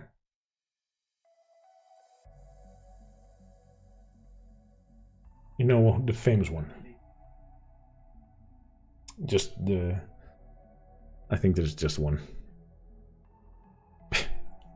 That helps. There you go. So let's go into automations.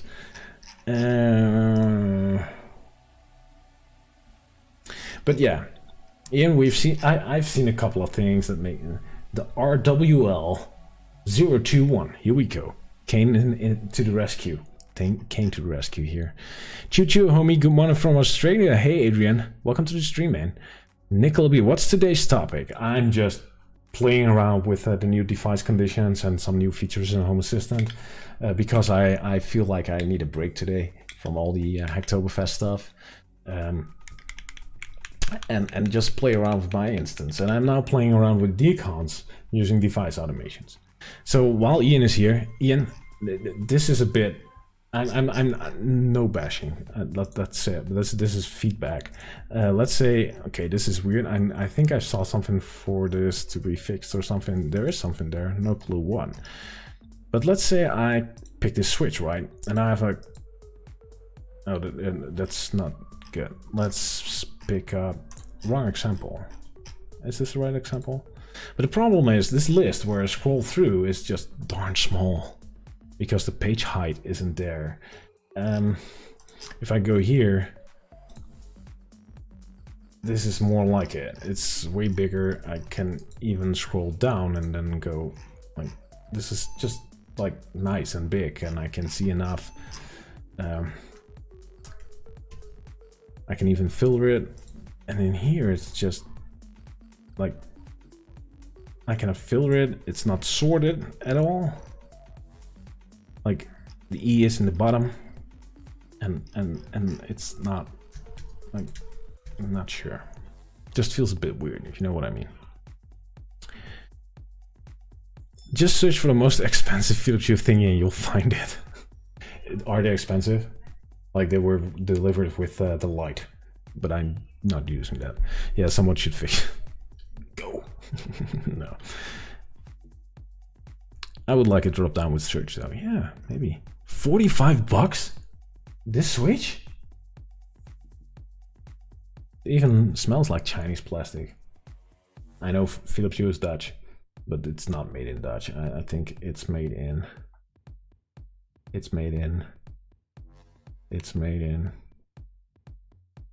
Doesn't say, but probably China. Okay, what else can we do with this thing? So let's say device.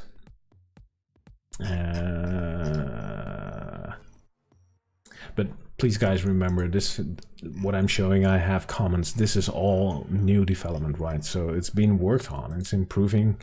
Like there's now 2 releases with device automations, and it's just like it's all brand spanking new, and give it some time to settle.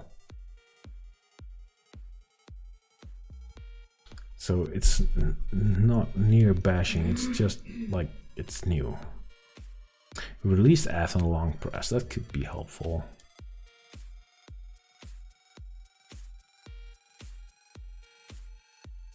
So if the battery level is low,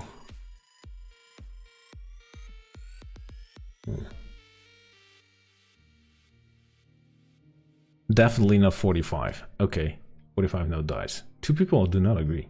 They're 15 pounds in UK. Oh, so that's about $45. Crap.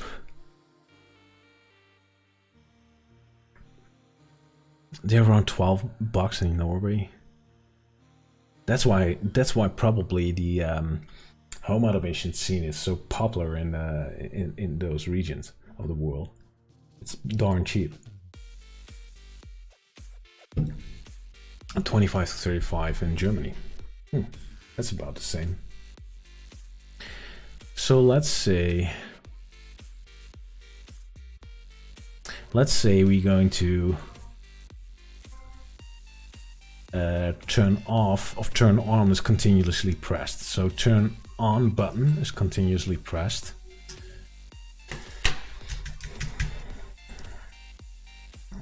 And we're going to do the office. Let's save this, whatever. Is it saved?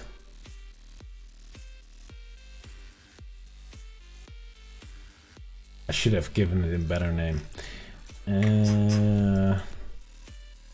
Hi, I'm Frank. I'm going to rename this in a second. Integration not found.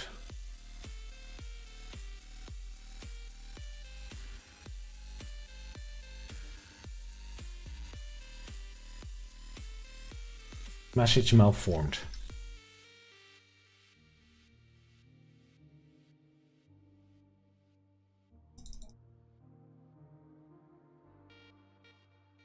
I should stop touching things.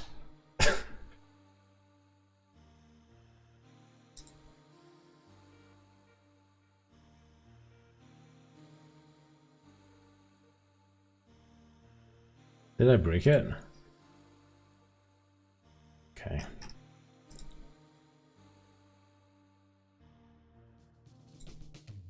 I just lost my actions.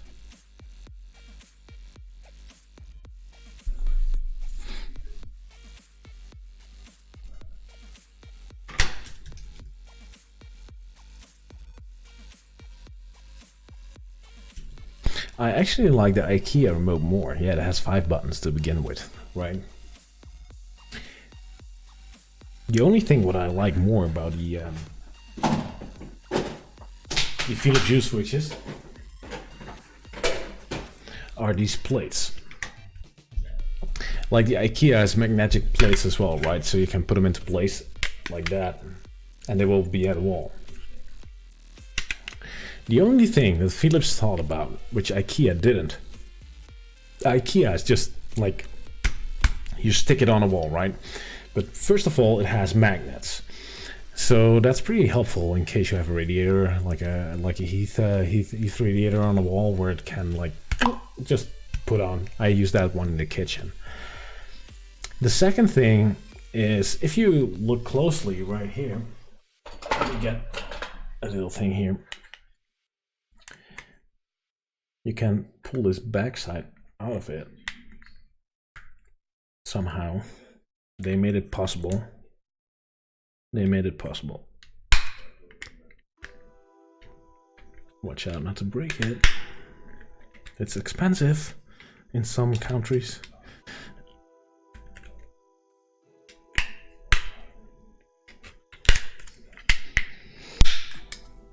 Right. Oh, there's a... Okay, never mind. So this can actually be split into parts, right? So this is what I like about the Philips one. And these holes match, at least they match in the Netherlands with the wall, the standard wall things we have. Like we have a standardized wall socket wall thing, and these match. They line up in my case. So I guess in most people's cases. So I can just like put it over an existing wall gap and then put it up without drilling any holes or without... That's just great. So it's kind of cool. And then put it like up on the wall, and then I can put the remote back in place where there used to be a switch. So that's kind of nice. That's what I like about the Philips ones. With the IKEA ones, it's just like, I don't know, like there's a magnetic like plate, and you can have some tape and then put it into, I don't know. That's just me. Have one for the music control. Wow, that's a good idea. That's a good idea. Nice. I have the IKEA ones as well. The Lutheran ones are nice. That can be replaced with a switch. Plate. Okay, plate. Oh, they don't fit in Norway, but there's people printing 3D frames for the Philips Hue remote and selling. Oh, cool. Yeah, you could probably print an adapter or something. But that's what I like about these Philips Hue things. Although I must say I only have 2 of these units actually in production use in my home, which are not connected to Deconz and not even connected to Home Assistant, because it's connected to my Philips Hue bridge still, which I should fix. Yeah. So now, why is this all broken? Let's go in here.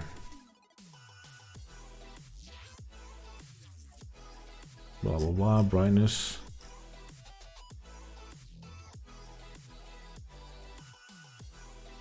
It didn't even save the automation I tried to create. So let's try again. Device, switch 2. We're going to say if the on button is continuously pressed, then I want to, I don't know, don't care actually, do something. No, whole motion is okay. If there's no action available for device, should it show it? Kitchen ceiling turn on. I don't care that much. Save. Here we go. So if I now go into automations, I should have a new one. That's this one. Here we go. So if the Deconz device turn on as a button long press, okay. Then we're going to do the same, not for the brightness, but for the... I want to change... Maybe I should talk about what I want to do. I want to change the color temperature. So I want to same as the dimming action. Like if I hold now the dimming up and dimming down, it will dim. And let's try the same for turn on and turn off. But if I hold the turn on, it will make it colder, I guess. Or warmer light if I hold the off button. But it will send. It still would send the on. Does it do that? Let's try this before I continue. So if I turn this off, if I hold, okay, I turn it off. If I hold it, it will still turn on, and it will still trigger the release. So if I want to combine this with off in color temperature, that would be a pain. Since if I hold this, it will still trigger the press event, right?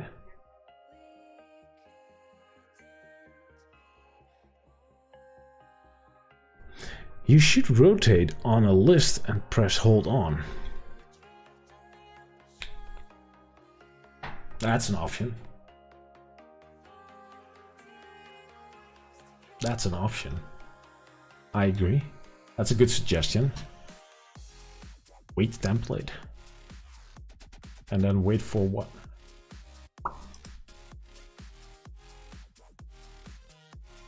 But I guess that's probably documented. No, it's not. Okay. That's fine. So what can these values be? What is it? What is it what I'm looking at? What is the color temperature? So I guess I should go into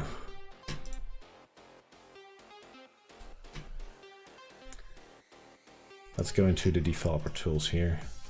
Let's find the states. And let's find the status of my office light. Window. This one. So we will color temperature. So what's the scenes? AppDaemon to the rescue. I do not use AppDaemon. I kind of find it fun to actually be able to be playing with Home Assistant and see what it can do, or if I can find things that I don't know.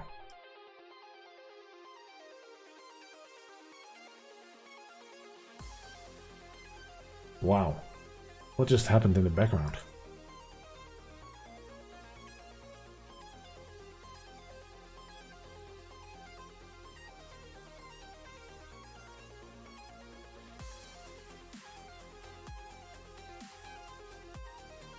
So I changed the brightness. You can see it happen right here in the background, right?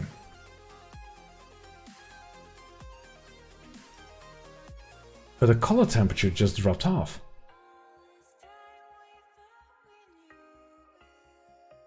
What the hell? Let's try this again. Let's reload this page.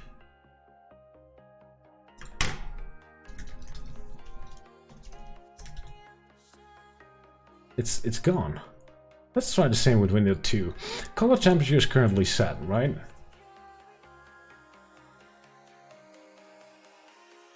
Boom. And it's gone. But it does work. It does work. IKEA light. Yeah, this is IKEA light. This is one of the GU10 spots. It's kind of weird.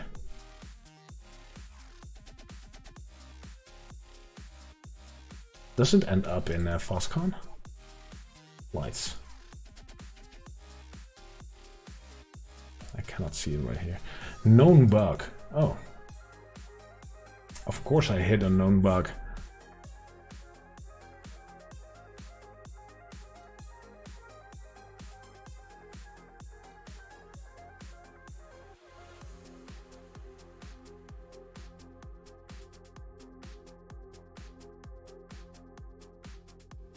Even Deconz has no idea. Oh, it has. It takes a while.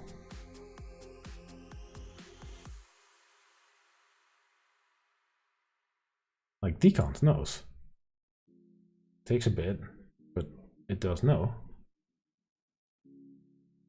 So that would be a problem for like rotating between color temperature, like going up and down, because I will need to know its current state. So that's not going to work. Whatever I try, right? If I do not have the attribute, that will not work. Unless I make a variable like an input number where I store it temporarily or something.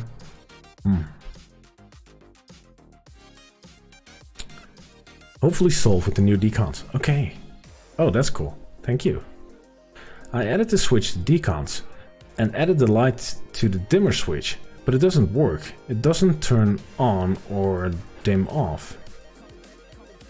Simply corner, what, in here? Like in Deconz itself? In Foscon? So if I try this test thingy, I could assign a light, I guess. Let's say over window 1. Save. Not sure if this is how it works, right?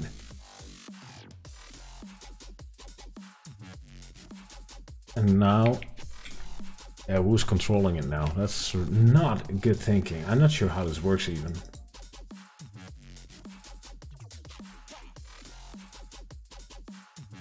Oh, that's cool. Identify a light, it will just go on and on. That's kind of nice. Never noticed that one before. Sensor control, I do not have. Yeah, I have sensors, but not in here. Okay. Not sure how this works. Yeah, in Deconz directly.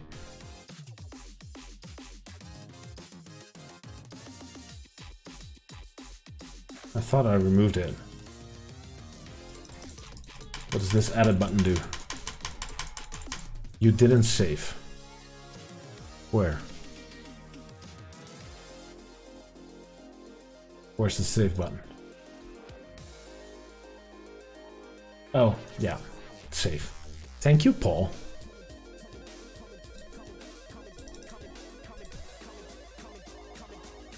Okay, let's try this again. I'm just curious to find out how this works.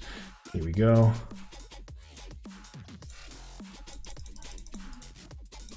No scenes.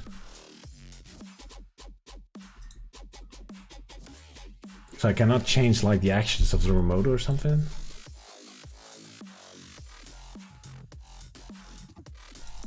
This edit button doesn't do shit.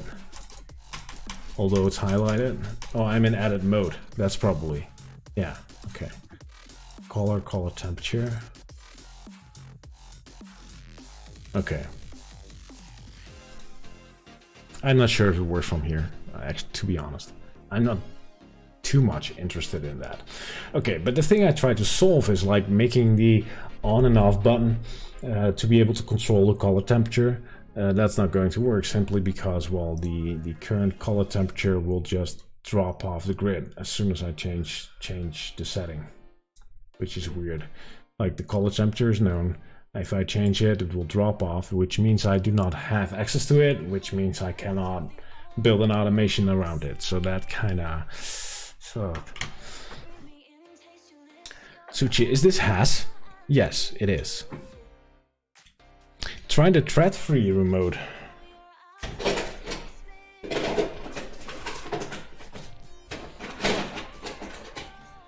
Well, I did find a plate though.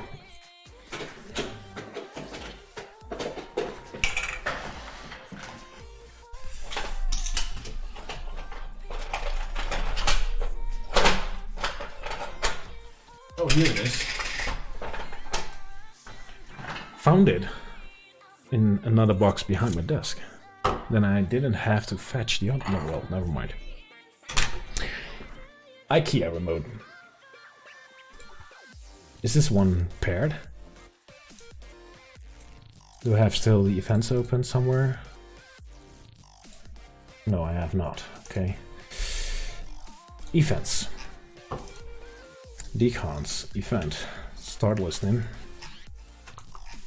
Oh, it's still paired. Cool. It's called thread-free remote control.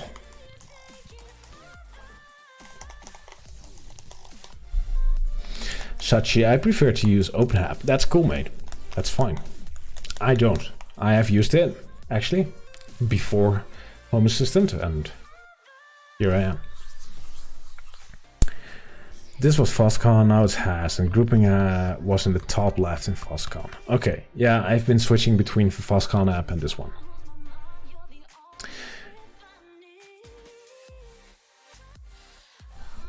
Title of the stream is Home Assistant and chill. I've gone away from Vivaldi? No, actually I'm not. I'm still in Vivaldi. It's here. But yeah, I use both actually. It's kind of nice to have like the browser which you can use for actually, I don't know. This is more, I use Google Chrome more like my dump develop place, like my, like many tabs and I can close them all, don't care, place. Where Vivaldi is more like where my things are which I actually care about, which I have open constantly and working with constantly, while this is more like my ditch. I don't know. Does that make sense in any way? Not sure.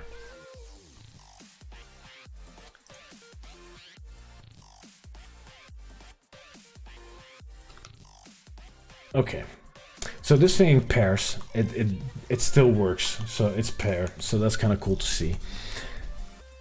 Let's go into device automations. So what was it what you want me to do with this thing, by the way? Try the thread-free remote. Yeah, but it doesn't change the color temperature. By the way, I'm not sure why I fetched this thing, actually. What did you want me to try?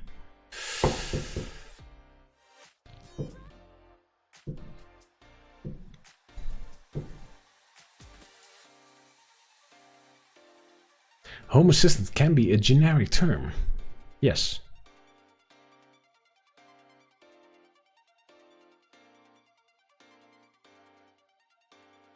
Okay. I still have some problems with Vivaldi slowing down and kinds of freezes after a while. Yeah, sometimes. Sure, but Google Chrome has as well. Why aren't Deconz FOSCON switches integrated directly into HA like sensors or lights? Now, sorry, that's a good question, but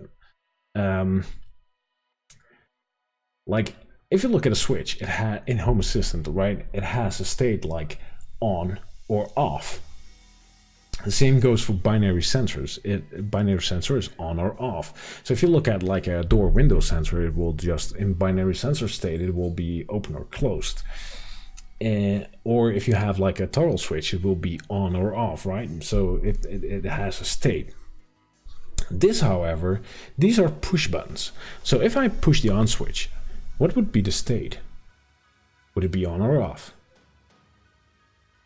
You don't know, because it doesn't have like a physical state. There's also something else. You can hold a button or trigger on a release button. So what this actually is, it's not necessarily... Oh. Are you still here? So it's not like a switch. It's an event machine, right? So we can trigger all kinds of events. For example, this Xiaomi Cube is another one, right?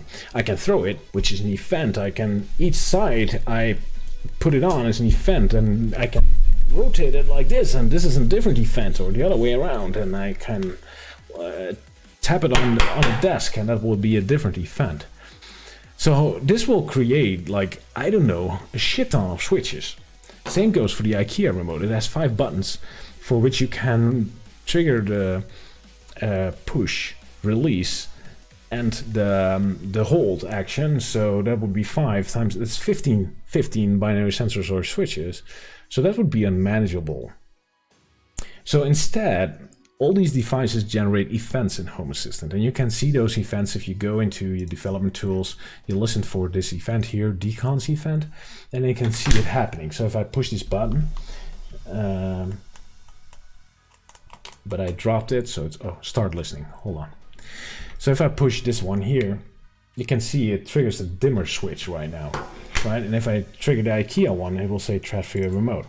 And it will have an event ID, so we can like differentiate between all the different buttons and events done. If I hold it, it will show a different event, 4003, 101. Not sure what the difference is, but I'm not sure even if the transfer remote supports holding, but I know the Philips Hue does. Yeah, Minky, thank you for the follow, man. That's appreciated. You're now officially a Home Assistant homie. Thank you for joining the stream. So I hope that answers the question a bit, because these are not switches. These are event machines, like event generating. Oh, it actually works. Almost forgot. Event machines.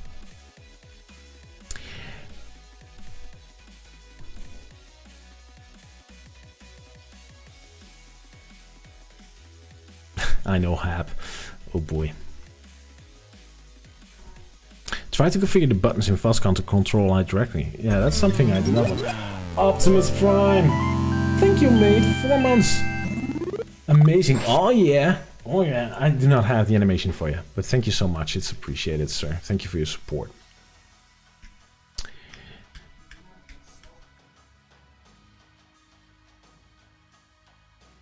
Because I'm interested in someone else using it, able to compare to what I'm used to. Oh, that's cool, Sachi. So I might be the wrong example, since I'm more like, I don't know, I fiddle around. I'm not like, my installation is not beautiful, and it's not like an example. Maybe my structure could be an example, but it's not.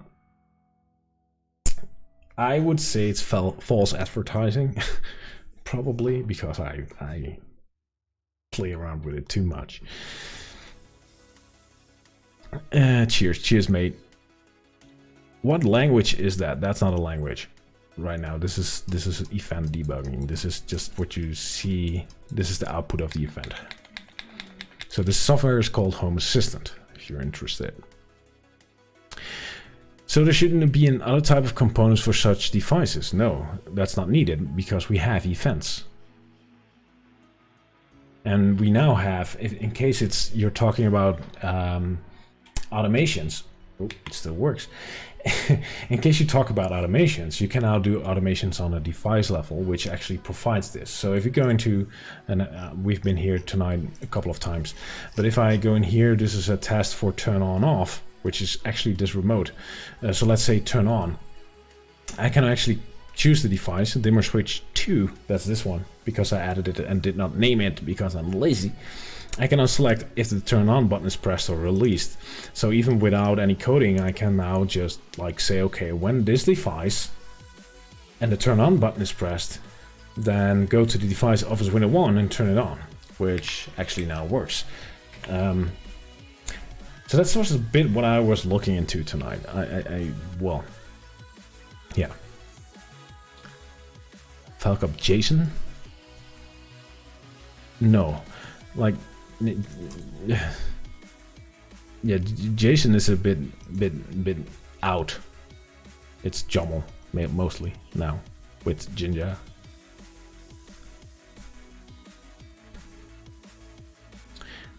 You should. Oh, Optimus Prime. Please do not do that subject again. Notice how I skipped right over my comment. Yeah, I did.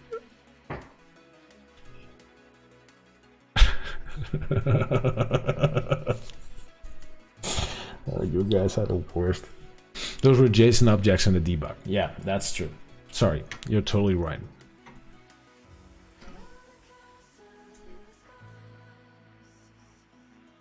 It works, but it's not as beautiful as the rest of HA. It seems different. Why? I don't get it.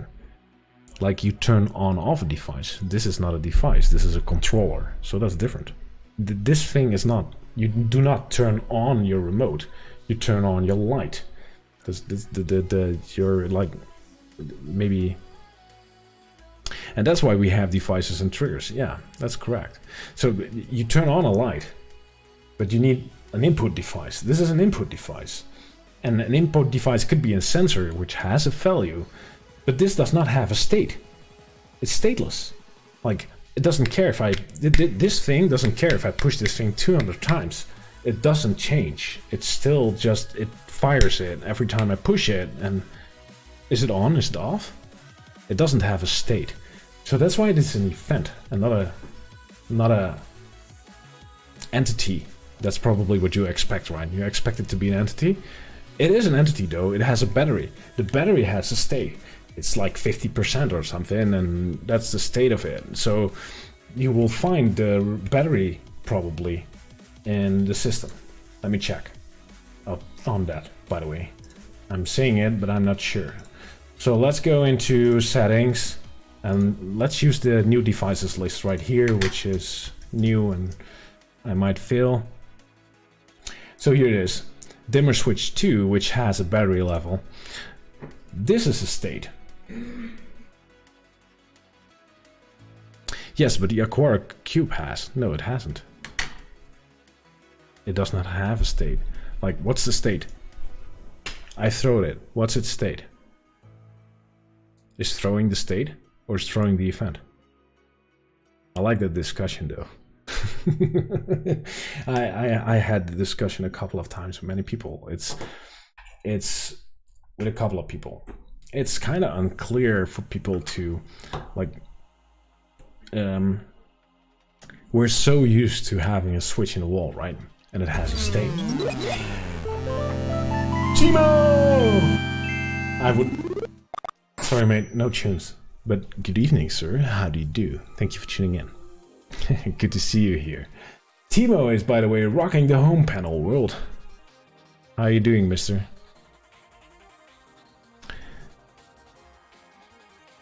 Throat. The state is throat. Probably. But yeah, it's called events. Trajectory. It's a state of doing something. Dr. Caesar's in the house. Hey mate, how do you do? Thank you for tuning in. Good to see you and dropping by, mate. Yo! Good to see you around. If you use Zigbee to MQTT, I often use states for the cube. Yes, but that's because it's Zigbee to MQTT.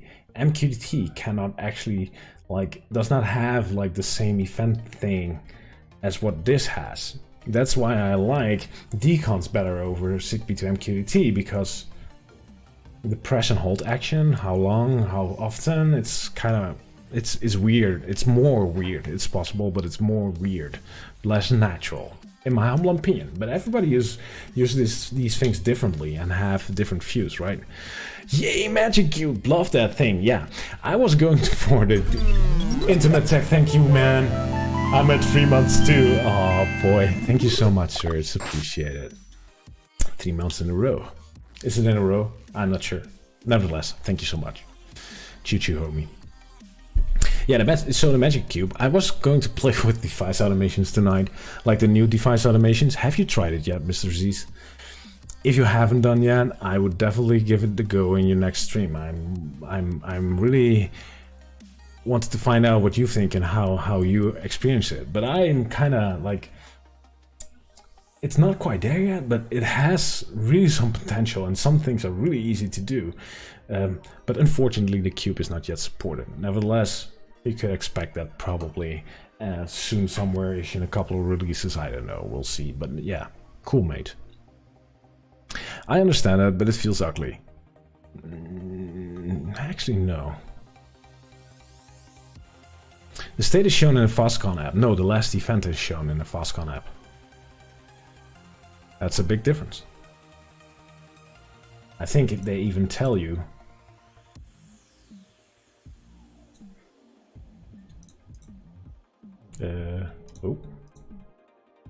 Oh, it's called state, but it's the last event, actually. If I pull the battery, it probably will say the same thing. Not sure. Okay, but that's an interesting discussion. I know there's a fine line, but yeah. I looked at it briefly. Well, you should look at it a little bit more. My two favorite Hasio people on one feed, Frank and Dr. C. Sweet! Well, if you're tuning in into Dr. C's, I will often do as well. Last Sunday I was at the start, but I got a real bad stomach ache and I went out. But normally I'm watching his streams too, so I will be in the chat if you have anything. But yeah, you should definitely watch Dr. Z's as well. You should look at it more, by the way, Dr. Z's.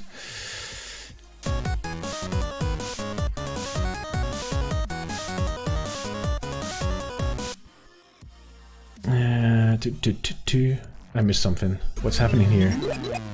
Napstoy, thank you for the subscription, man. That's appreciated.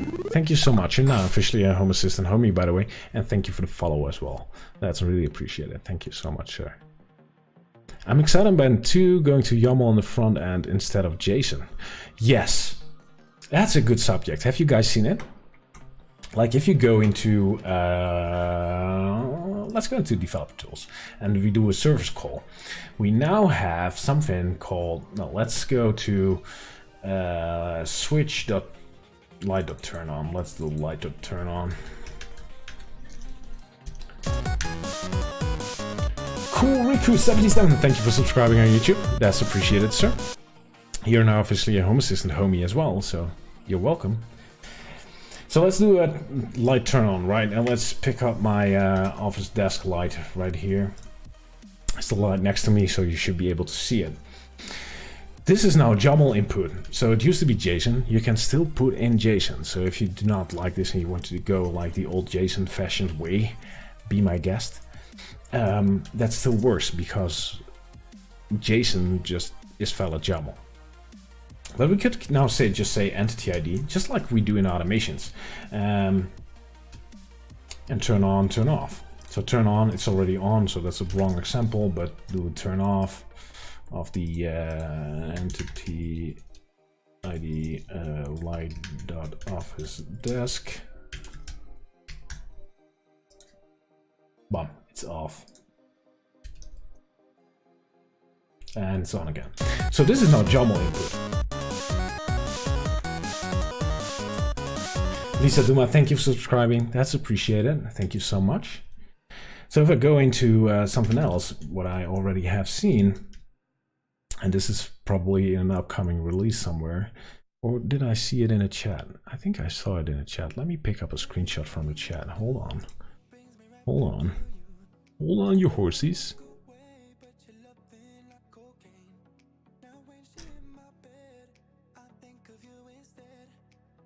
Yeah. Found it. So this screenshot was shared. The next step, this is really cool. So the next step is actually bringing like the editor from the YAML stuff in Lovelace. I think it's the same one. Not sure. I'm not the front end guy. But to bring in like these really nice color thingies and like more an IDE feeling into the Service tab. And other places where you put in YAML. So you can now put in YAML in here, so that's new. But this will probably, if I'm correct and understand this all correctly, will be in there later on other places as well, which is really, really freaking nice. And I've even seen a screenshot of the template tool. Like I've complained about this before, right? This needs some styling and some improvement in my humble opinion. So today, or sorry, yesterday, Bram posted this one.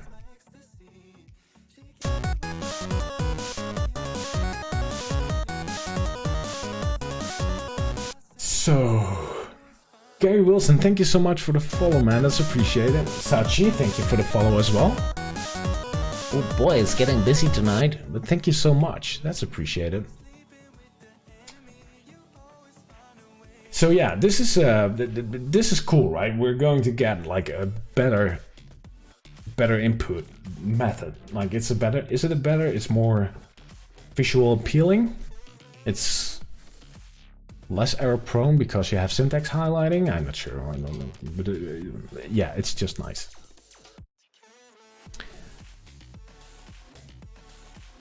Dr. C stream with Frank on Sunday. I'm excited about them going to jump on the front end. Let's stream with Frank on Sunday. We have talked about it though, Dr. Z's. We should stream once together.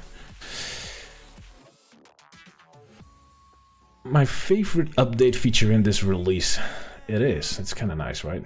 Haven't touched these device triggers automation thing. Is it any different? Yes. It's a higher level of abstraction, I would say. It's kind of nice. Howdy, y'all. Howdy, man. Thank you for the follow. Frank is almost always with us on Sunday, keeping me on track. There's no saving. I'm sorry, mate. There's no saving there, but it's kind of fun to see. I like how you go, and I'm like everywhere tonight as well.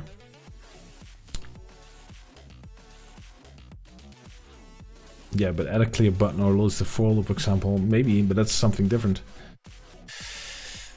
It sucks if you have hundreds of sensors like I do. Okay, it validates YAML as well. Yeah, sweet. That's sweet, Ian. That's really sweet. But this looks way better than we're used to, right? So this is the old just text input, and then probably I think next release, maybe the release after that, will have it. I guess. Like if I've seen the screenshots and stuff already, it cannot take much longer to get into here. Okay, but Timo asked about the can't remember if it validates Jinja 2 or not. That would be pretty hard, but would be cool. Great work, all you awesome devs. Yeah, the front end, like Bram joined Nabukasa. Things are going like flying, and then we have Ian, and Ian is just like, I don't know what has gotten into you, mate. Like, he's just like, man, you guys are just rocking it. You two are just going on and on and on, and there's really much stuff happening on the front end, big time. Yeah, it is. I'm really happy that Bram joined the Nabukasa team, just because, well, the front end could use a boost. It needs a boost. There's so much things in here that could be improved, or this is great. These are all features that were like partly there, like the thought were there, some implementations, but they were not exposed as it should be, probably. Same goes for areas, right?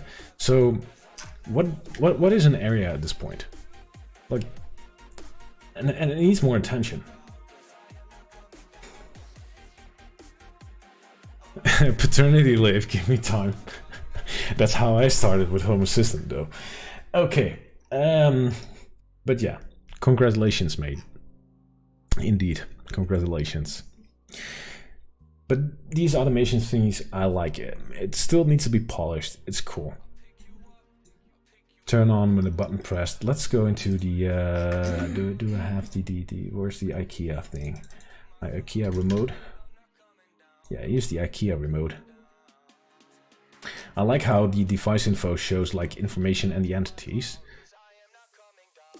and gives you the possibility to did. And thank you for the cheers, Anonymous. That's appreciated, man. Thank you so much.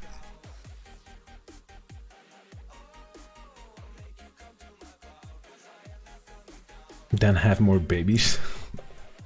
Snip Snip is next. Oh boy.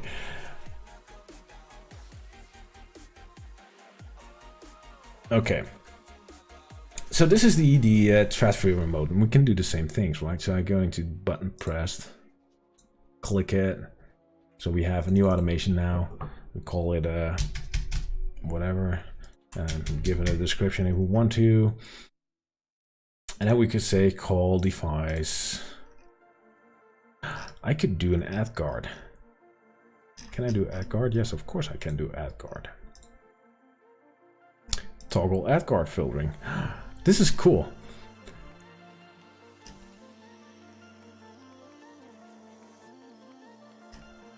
Okay, this is cool. So let's save this. And let's go into add guard right now. Add guard. Settings, general. So I can press this button. And if I now refresh it, why did my light go off? It's off. Yeah, pressed it. And it's on. I should do the protective one, that would be easier to see. So let's go into here. Let's not toggle filter, but let's toggle protection, safe. That's the whole filter, right? So I can refresh it now. Takes too long. Refresh. Press it. So what is it now? It's off. Click it.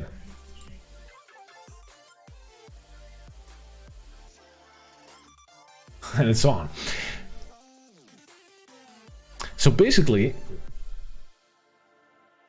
the IKEA networking ad filter. I present you guys the IKEA networking ad filter. You can press it and you have no ads in your home. And if you want to turn it on, you can click it and then you'll have advertising in your home. The IKEA, come on, what's a good Swedish name for an IKEA ad filter?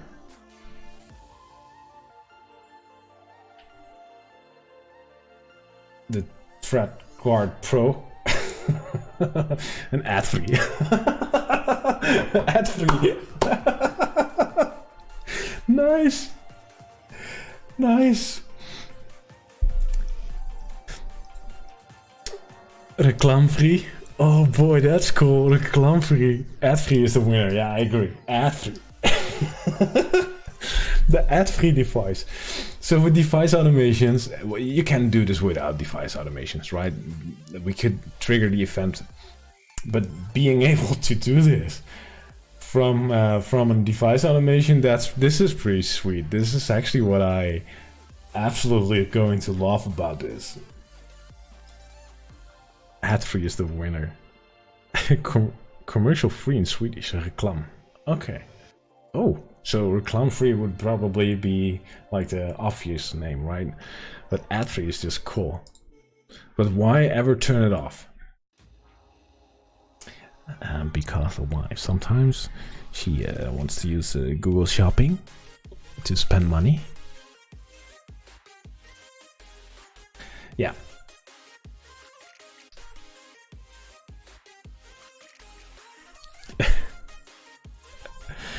Just sounds great already seeing this on Discord. Hey Frank, my ad free is not connecting. Can you? I want a new ad free. Ad free. Oh boy. Keep forgetting about those white things. Yeah. But this is cool. I really love this. What else can we do? Is this a threat free bulb? Oh boy, I didn't know I had more of these things. Then why do I have like this C-wave or whatever?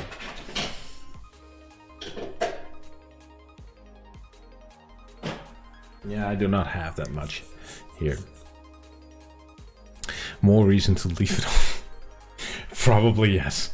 That's probably the right answer. But I kind of do like the device automations. There's some stuff that can be improved. But if you're just looking for, I don't know, something happening on a simple thing, like reacting to another device or setting like an action on a device without worrying about like the name of the entities or what's the event called again or the server's called again, or it's more high level. Hey, this light, turn it on. That's basically it. I love it. I like it. My theme is fixed. We have some device automations going. My cube still not doing anything. And I have a working automations file, like that can be managed, although I'm still a bit confused about the data templates and not being able to do brightness stuff, like stepping stuff or so. I don't know. Okay, let's move on. I think I have seen enough of this. Do you guys have any other thing what I can do or I can see, or things you want to see, questions, or any other subject? Since this subject, I'm impressed. But yeah. Thank you for following, Tigan. Thank you so much. That's appreciated. You're now officially a Home Assistant homie, by the way. Frank, can I see your main panel dashboard? Oh man, it's awful, but you can. Like it? Mine is actually almost empty. I do have a couple of smaller dashboards which are broken. Like this color is off and this graph is broken. I play around with it. But they do work. As in, this is my desk light. And my window lights, which probably can be seen as well. Here we go. This is my upstairs panel, which is ugly because I do not pay attention to a lot of stuff. So I'm a really bad example, by the way. But this is my central ventilation system, which runs ESP Home. So it's a ESP based Sonoff device, which I reprogrammed to control my central ventilation system, which has nice lock functionality, so I cannot change. That's pretty nice, right? It can be turned off, by the way. Well, this is my little boy sleeping right now. Good night, fella. It's cool. Yeah. So that's basically it.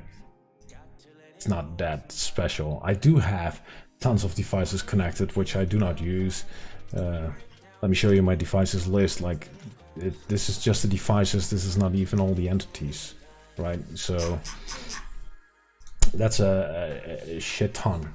If I would go into my states, oh, I can bring up the old states panel, of course. There we go.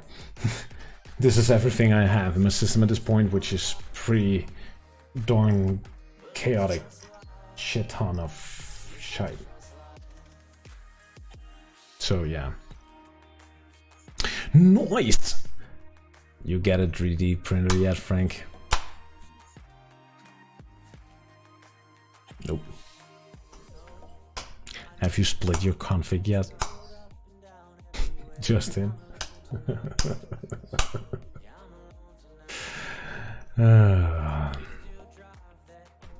Maybe I'll give Has.io another go. Sure, go ahead. And good, because I'm not ready to fix my config. You guys must know, if you do not know, like the bad is, if like the deal is, if I get a 3D printer, like the CSS is going to restructure and fix his configuration to be nice and smooth. So that's a bit of the deal right here. So he's asking if I have a 3D printer yet, and he's glad I don't have one yet. But Sachi, if you give Has.io a try, give Home Assistant a try. If it's not to your liking, try OpenHAB or a Demotics or whatever you like. I don't care that much about, like, the home automation world is great. It's a really addictive hobby in my humble opinion. But yeah, it's just like use what you like and what you trust and what what fits you. That's the most important thing, right? I can say I like Home Assistant, I like what's happening here, but then again, it's a big mess in my case because I play with it too much. But yeah. Were you satisfied with those Reolinks camera you bought, Frank? Yes, I'm very satisfied with those. I actually bought another one and I'm going to buy a couple of more probably, so yeah. My Google Calendar integration broke a while back, don't know why, tried to re-add but never got a authentication notification in HA. I've seen many topics about it. I do not use the integration myself, so it took me like one whole day to follow your config structure and I like it. There we go, Falcop. Good man. Never going back to packages. But actually, my config structure is packages. That blows your mind probably, right? Hey Frank, just a quick question. Is the meeting in Amsterdam only for developer or also for users? Also for users. It's for everybody. It's for... Actually, it's originally it started as a Home Assistant meetup a year back, and it exploded. It became the State of the Union, and this time we do it again as the State of the Union, or we, like, that sounds a bit like Like but that's not. It's like Paulus is doing his State of the Union again. And there happen to be a lot of core developers, which I am really excited about. I'm really excited about meeting those guys. But yeah, there are tons of users there, and that's cool.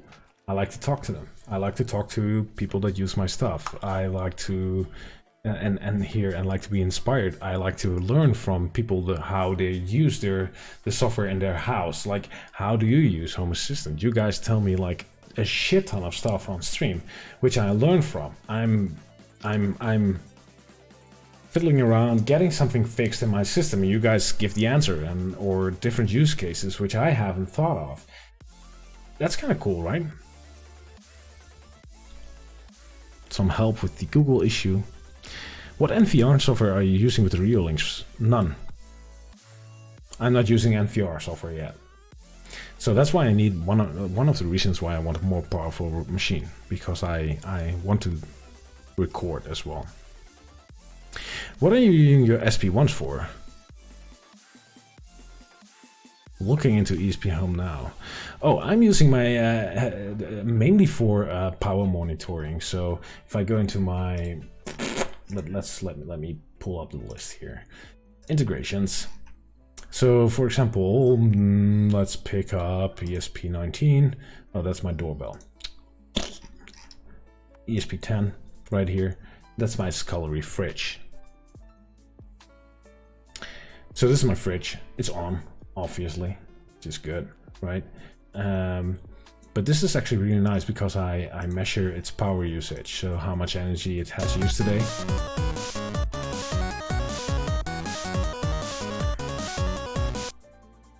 So it learns me a bit about like its power usage, and I send this through InfluxDB, and that's mainly why I use them. It's not like I'm turning it on and off. I could, but I don't. I should not. It happened. My freezer was off for a couple of days, and we had to throw out everything this week. Programming error. But nevertheless, yeah, that's why that's how I use them. Power monitoring mainly.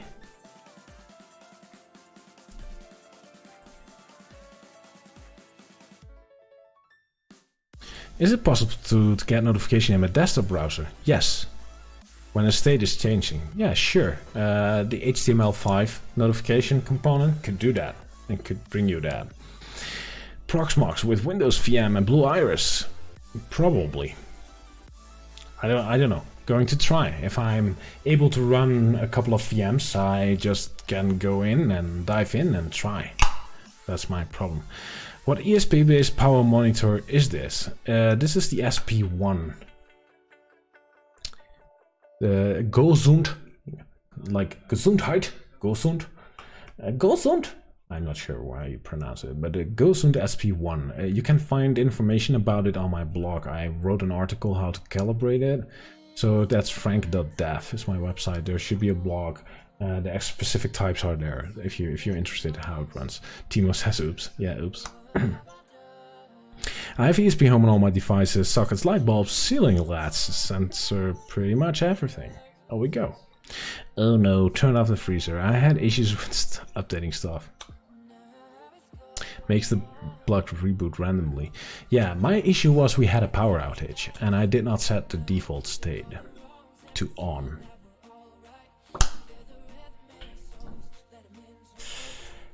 So, while I did on all the other stuff, but not on that one. So that hurt. But the plug was in a hard to reach place. Oh boy. Well, make sure your Wi-Fi stays up with those plugs. I set the timer way higher now. That's probably a good idea as well. Maybe I should do that. Let's take a look. I know that ESP8 is my freezer. Yeah, that's my freezer. Let's dive in. So ESP Home. ESP8. This is my freezer. It's the Gesund SP1.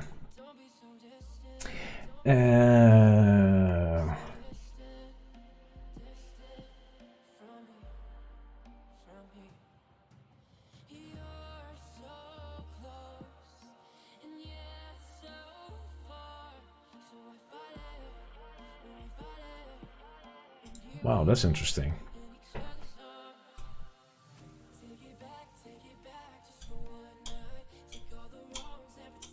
Do you see what I see? It's actually set as always on.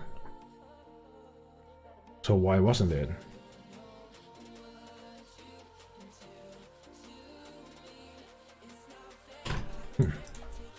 Interesting, needs another test. So what did you change there into Matek?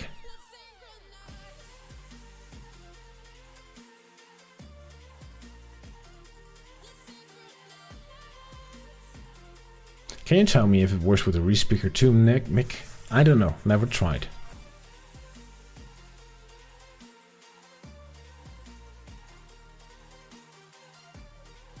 Because you need to store in Flash.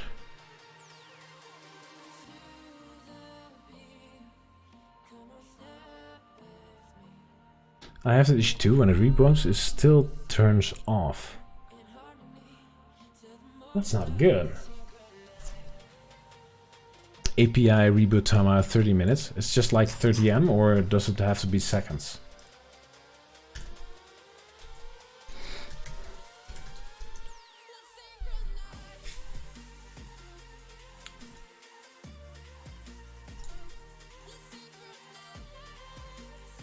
It can be in time, okay.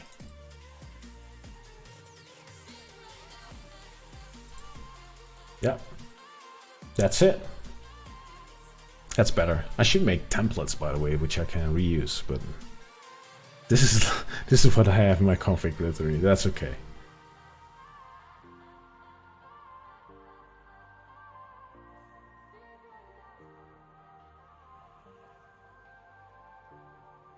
Maybe an hour or two. Maybe an hour is best.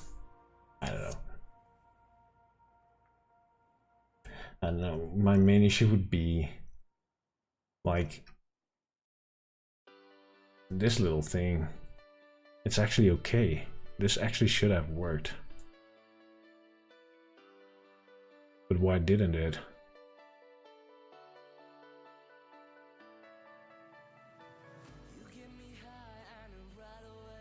That's interesting.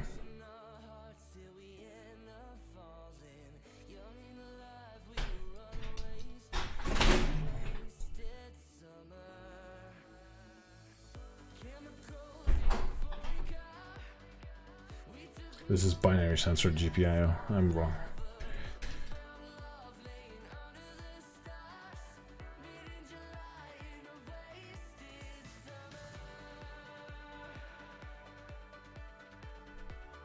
What is this? This is the switch. The switch has a state. I need to have the switch GPIO. There we go. This one. Restore mode.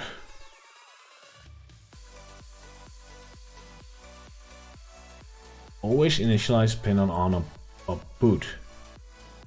So could it be that one of the components that uses, like one of the elements that uses this switch, has a restore state as well? So if I go in here, you would have the switch has the name. It's not used, and it has the ID relay.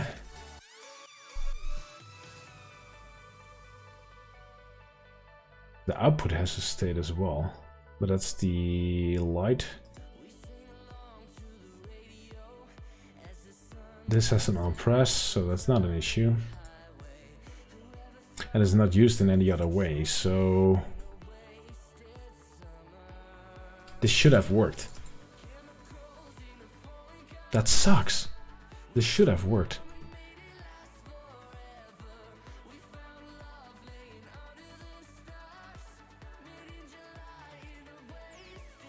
Did you change the restore mode after the incident? No, I did not.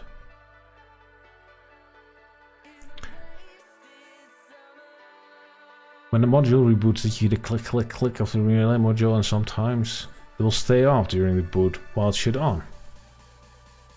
Okay, I should test a bit. I'm going to test it. If that's the issue, I will definitely not use it on my freezer.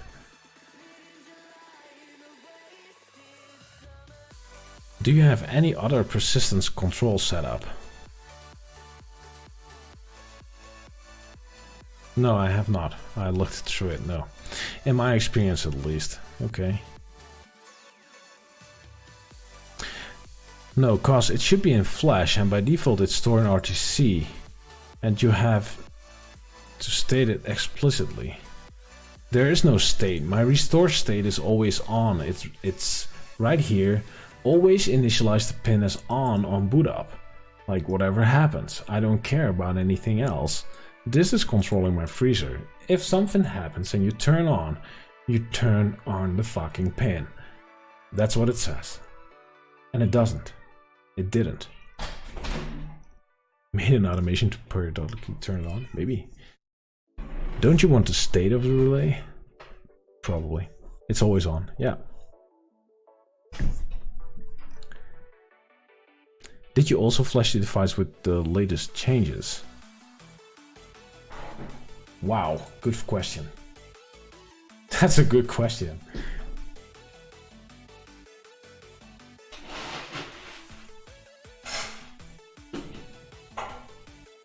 I cannot see it. I wouldn't know.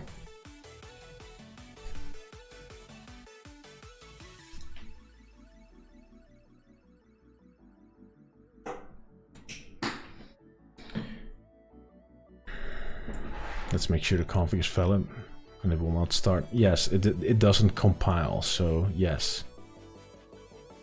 It's going straight into the upload. So yes.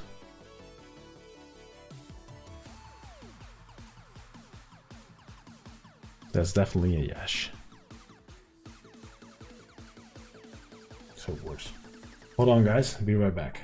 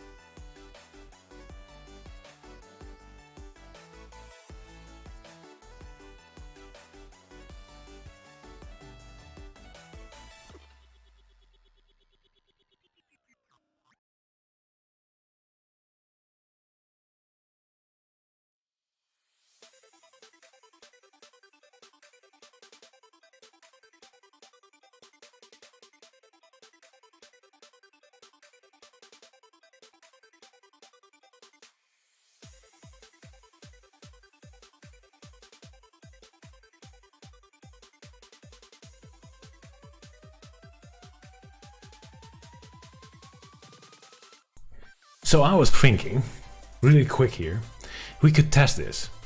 I could just, like, now go in and pull the plug on the freezer, since it's empty anyway, and see what it does, right? What did I miss in the chat?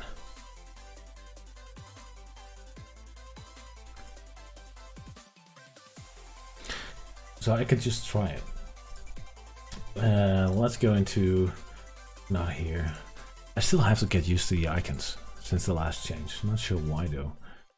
ESP8. It's on right now, right? So what I'm going to do, I'm going to leave the stream running. I have to go, guys. Bye bye. See you later, Optimus Prime. I'm going to run to the freezer. I'm going to pull the plug, like power off. And I'm going to put it back in. Let's see what happens. Hold on. Hold on. Hold on. Here you go.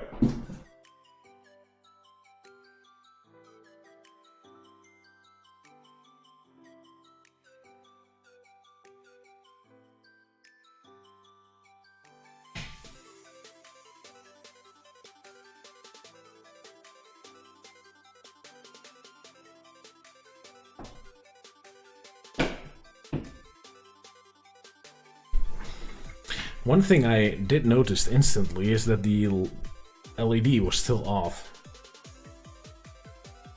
But it's on now.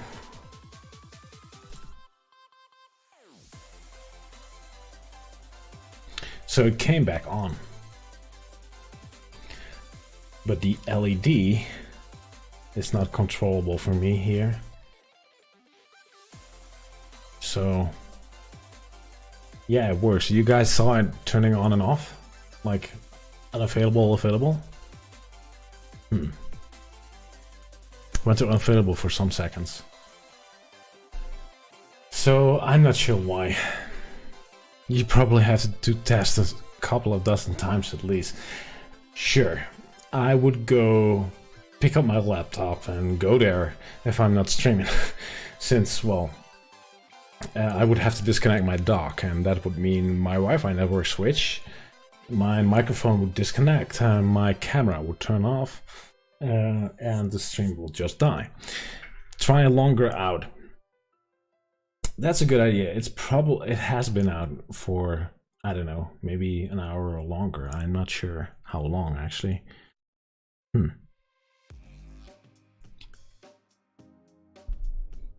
Should show config too, I guess. Yeah, but I'm not going to show them since it shows different things.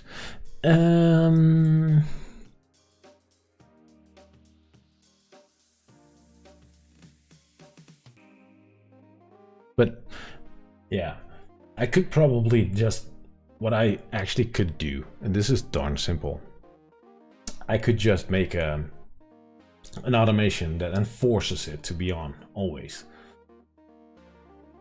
Since my goal is not to turn the freezer off.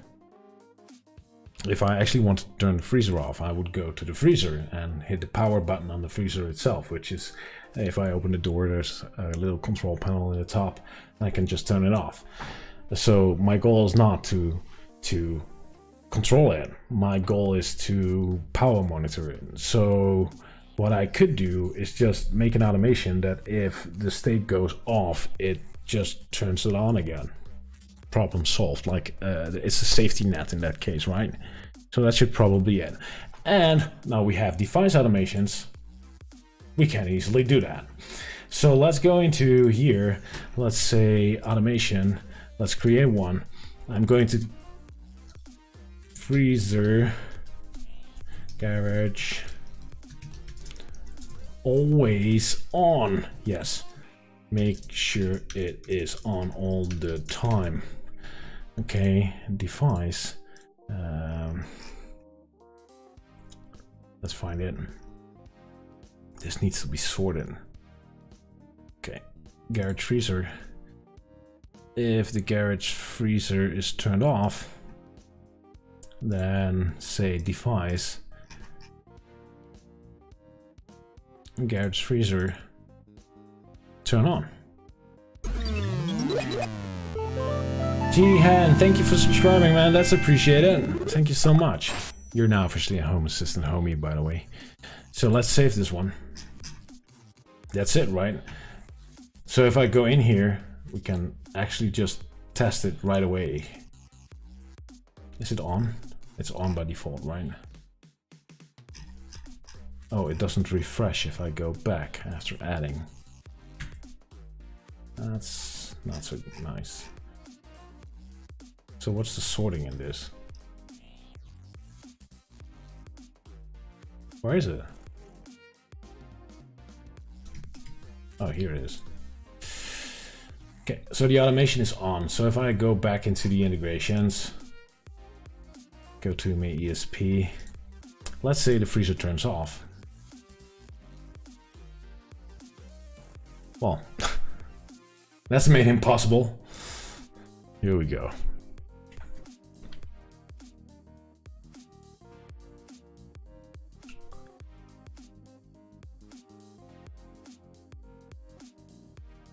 Set an off alert for more than 5 minutes.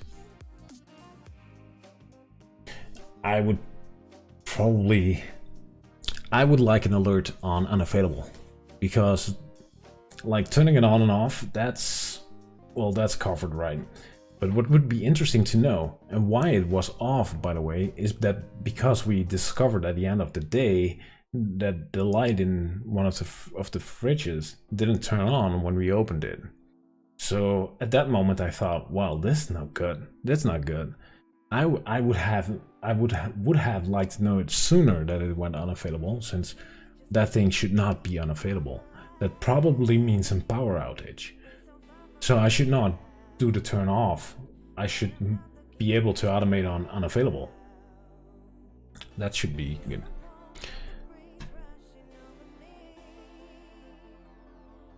Might be a lazy roulette. Could be. I could just replace it. Do it on a relay, not on a J. Sure. Hello, motherfucker. Hello, Jade. Oh, Jadad, how do you do, mate? Good for you tuned in, mate. How do you do? Long time no see. My bad as well, by the way. So I did not stream that much lately. If that's an issue, you need to replace the device. I got enough of them, so I probably might be not a bad idea to replace it just to be sure. No automation will help ya. Might be. Reload automations. That should not be needed from the automation editor, as we learned today. Create an automation to notify if it's off and available via a certain amount of time. Yep. Damn son. Where'd you find this? Smoke weed.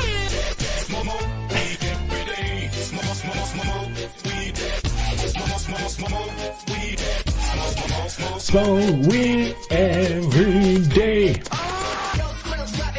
Smoke weed every day. Oh man. Damn son. Oh man, I've missed this. Hey son, how do you do? Oh boy. So let's, I'm going... Fail trompede? Was it necessary? Did I fail? So that's Oktoberfest. Okay, never mind. I'm going to the freezer. I'm going to push the physical button. Right?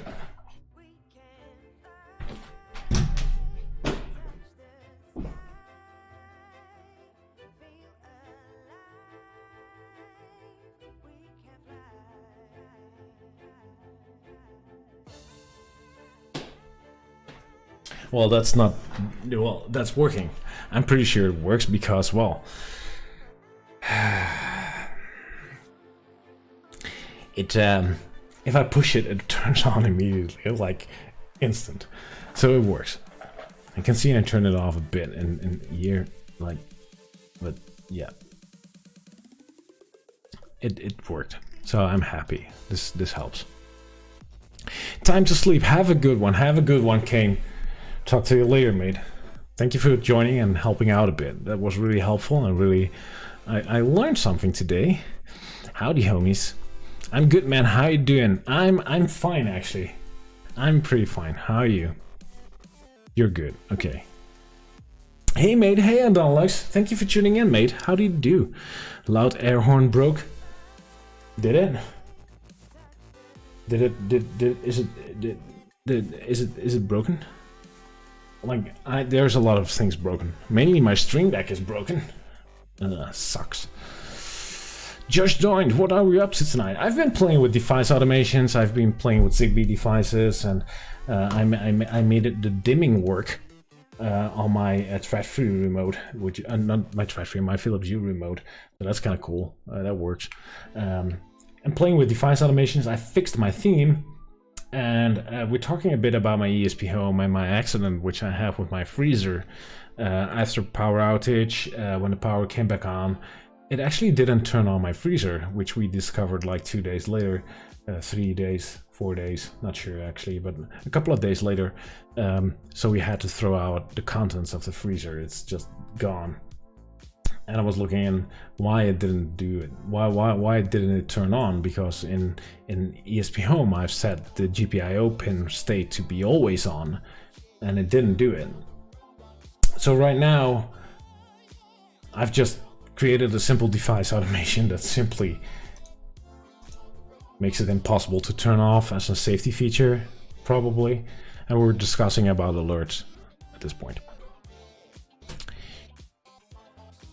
Oh, so that's Oktoberfest. This was rough. Well, she cleaned it all up, so I guess so. And let's say that the freezer has been defrosted and is nice and clean now. It's empty. There's a lot of space in there. It's spacious. So we can, like, buy all the food again we want to save in the freezer or something. I don't know. Yeah. What about if you pull it out though? I tried it already. What happened if you push the button and HA is not running?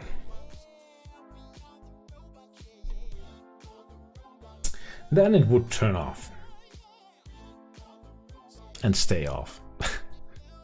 Congratulations, it's the HA equivalent of one of those magic black switch boxes. Oh yeah, true. Yeah. Well, good job then. Where the little hand comes out, turns on the switch back on. Yeah, those. Disable the button? Probably. Probably.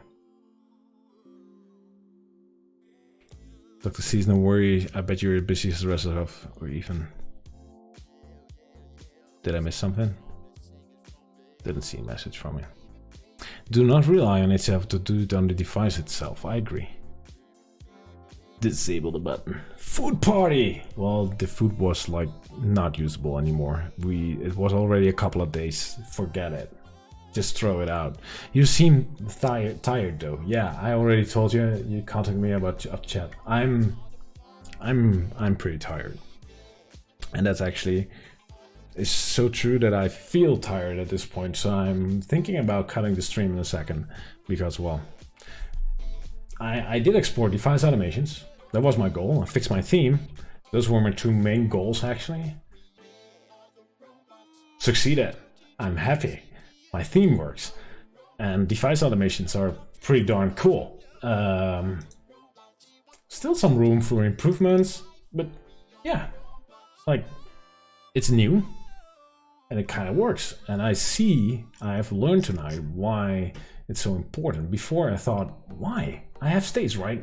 So if I do an automation, I can just go into the state and say if the state is on and off, and I can change it and call the service. Why would I need a device automation? But actually, it's pretty darn okay. Actually, I'm pretty happy with this. And it's pretty okay. These are the best kind of streams for Fridays. I agree. Just chilling, a little bit of fiddling around, doing stuff. Oh, we enabled Teams on HACS, so the community store. So it has Teams support, which you can enable, which is kind of neat. I didn't know. I'm not sure why it's not enabled by default and why it has only 2 themes, but it has a Slate theme which I definitely needed to update, so I could just hit the install button and it just was done. So that's kind of like amazing, to be honest. So that's cool. Sorry I missed the beginning of the stream. What do you use to interact with the Zigbee device? I use Deconz. So I have one of those Deconz thingies. Is it still open somewhere? Probably not. Or different tab window. No, I already killed it. But I use Deconz, like one of the Deconz sticks. What is it?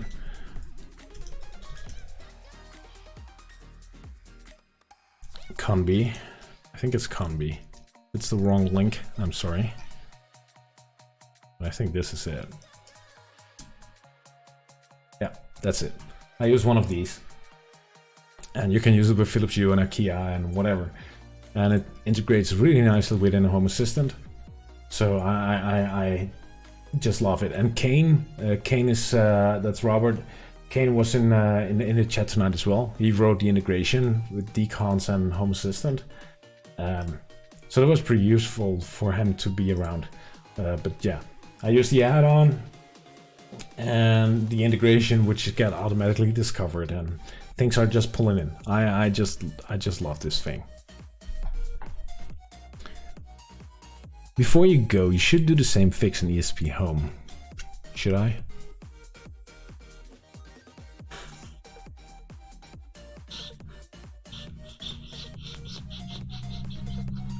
Well. I disabled the button on the Son of Power 2 or 2 to measure for measurement purposes. Yeah, but still, like, even if I disable the button, the restore state on the GPIO pin was just like, go on, always, and it didn't. It didn't. So I had to throw out the contents of my freezer because it didn't do what it said on the box. So this restore mode, always on, was in here and then it didn't turn on. So yeah, that's the main problem, right? So the discussion now is, should I put in the button? What I could do is simply disable the button.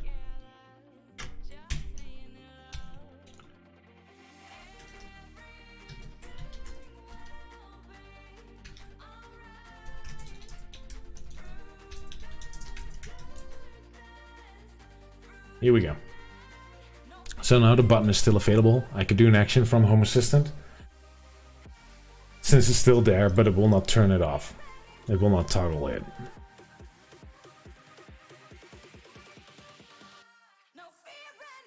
Could that be the issue? Could the binary sensor try to restore? No, that's not how it works. Never mind. Question about the Deconz stick. Yeah, sure, go ahead. Is it possible to update the Philips Hue lights itself using a Deconz stick? Theoretically, yes. It's not fun.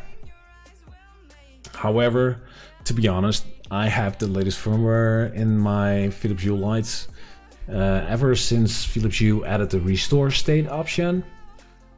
So you can select how it would restore itself after power failure. For example, Philips Hue used to turn on the light as soon as it gets power back. So in my case, we have those Philips Hue ceiling lights in our bathroom, for example. And if the power would go off in the night and would turn back on, or we had a power glitch or something, we would wake up with a bright light hanging above us.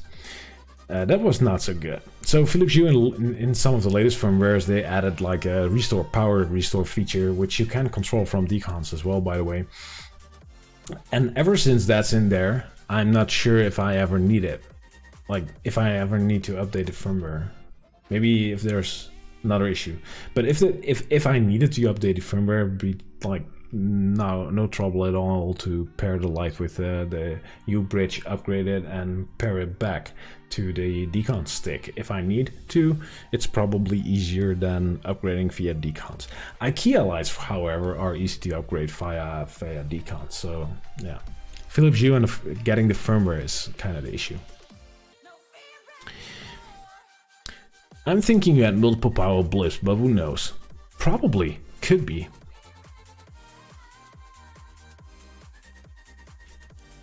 Switch turn on relay. Make it always on.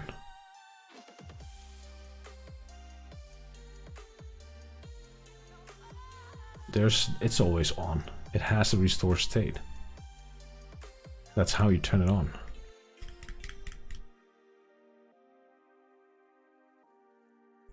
On, turn, off. Oh, yeah. That's what I can do as well. On, turn off. But there's nothing to trigger this anymore. But yeah, I could just do switch dot toggle relay. No. Turn on. Here we go. That's an extra safety feature.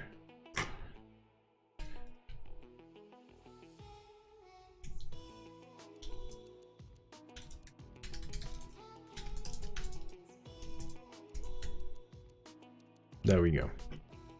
That's a good suggestion. Thank you.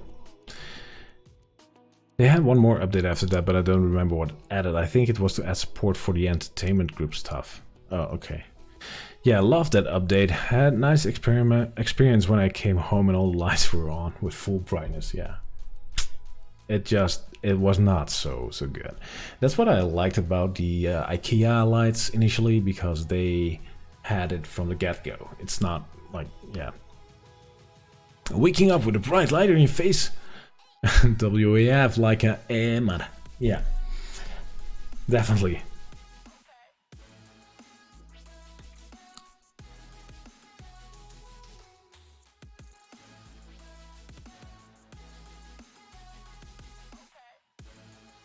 Add it to on, turn on? No. If it's turned off, I want to turn it on. If I would add it here, I would create a loop. I don't know if this is triggered. In that case, probably not, because the state doesn't change, but yeah. Anyone else in the chat have the camera push component starting to complain after upgrade to the latest home assistant? Haven't tried. Sir. Haven't tried. Sorry, mate. Oh well. That being said, I think this is a small improvement, at least to the fridge, and we have an extra automation in place, and I'm not sure. Recap: the fast automations are cool. I can see why this is needed. I can see why this is going to be useful for a freaking lot of people. I see it's not finished yet, but tons of possibilities. My theme is fixed, and my fridge has like thrown out the contents because it like shite. But at least we have some safety features now. Yeah, what else? So this is kind of it, right? At this point, it would be just easier to plug it directly into the wall. Probably, but I cannot power monitor it in that case, right? Can you validate the state of trigger in new automations?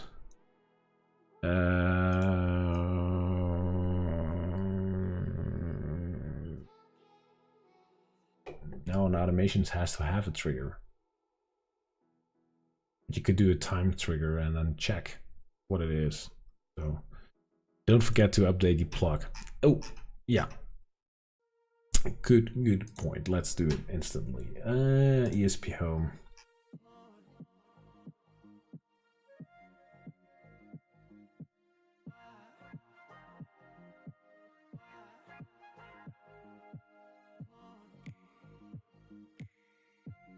There it goes.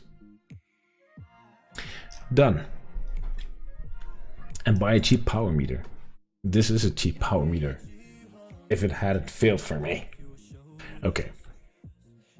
Nevertheless, I'm going to call it a night. I'm going to an evening. So if you guys have any other things, I don't know, or some last questions, anything else, I'm tired.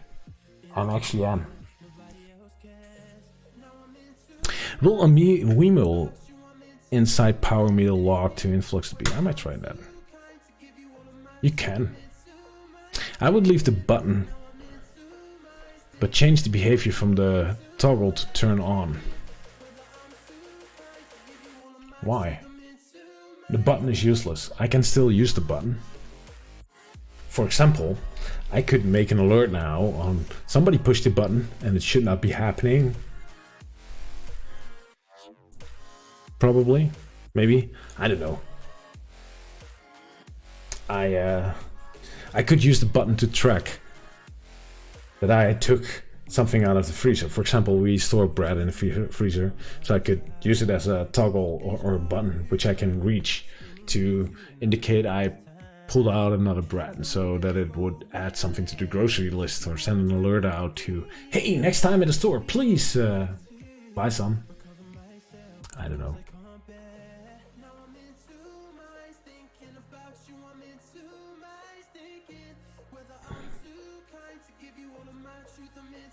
Do you think they will allow a mix of old style and new UI scripts based?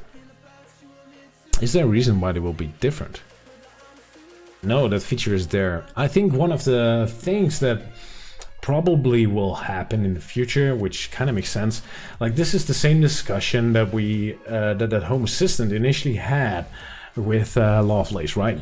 In the beginning of Lovelace, when it was first introduced, like in the alpha stage, changing something in your Lovelace would actually change your Lovelace YAML. Later, it was split to Lovelace in storage mode or Lovelace in YAML mode. So you have manual control, or it would be stored in its own format on disk in the storage.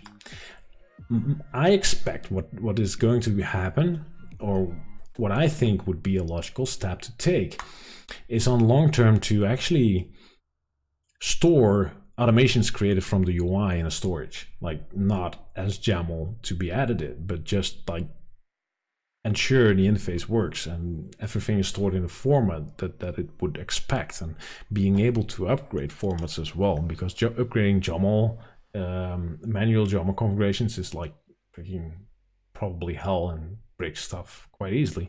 But if you have like a predefined data format where you store it in, that's easy. You can even version it. So what I think that should be happening, or must happen, or I don't know, it's not my call, is that the automations from the UI should actually be stored in storage, while you could add automations manually if you want to. So not one or the other mode, but like a combined mode.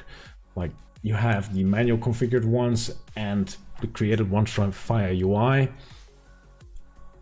That's all your automations in total. I think that's the route that people would go eventually.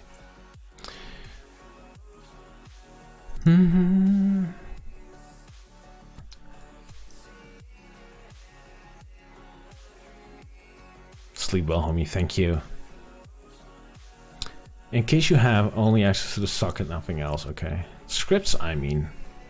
Not sure. I tried scripts old, but it didn't work. Should work. Although, if I look at like the changes that are appearing now, I think we're going to see a lot of more scene stuff, which should like replace a lot of scripts work, I guess. Yes, please have combined. Yeah. UI works fine, then no need for YAML.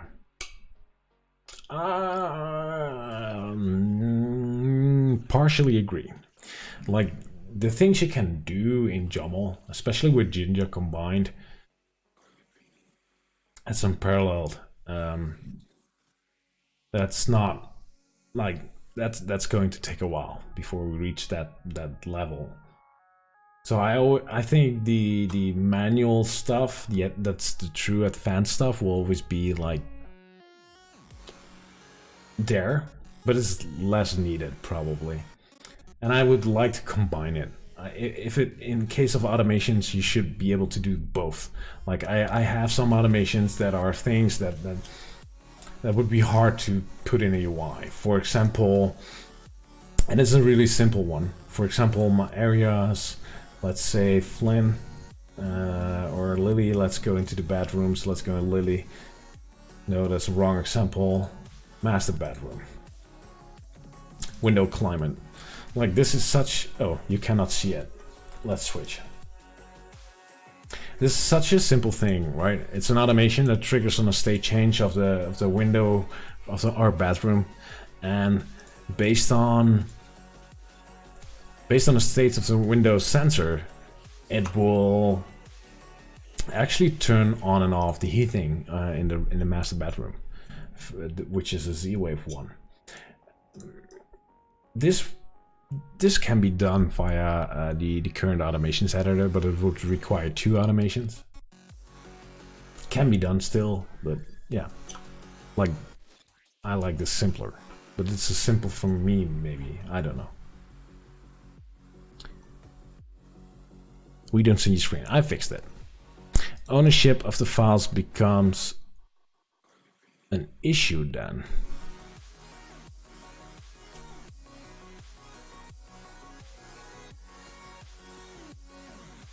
I don't know. Right now, I've actually I've done it tonight already, right? So I have my manual automations, like this directory structure right now. These are my manual written automations. While I have the automations file right there, which do not contain manual automations. This is all generated by the UI tonight, which I played with tonight. So this is all data. This could have been stored in a JSON file in my storage folder as well. I wouldn't have cared. I still have like my manual and the generated automations in one go right now.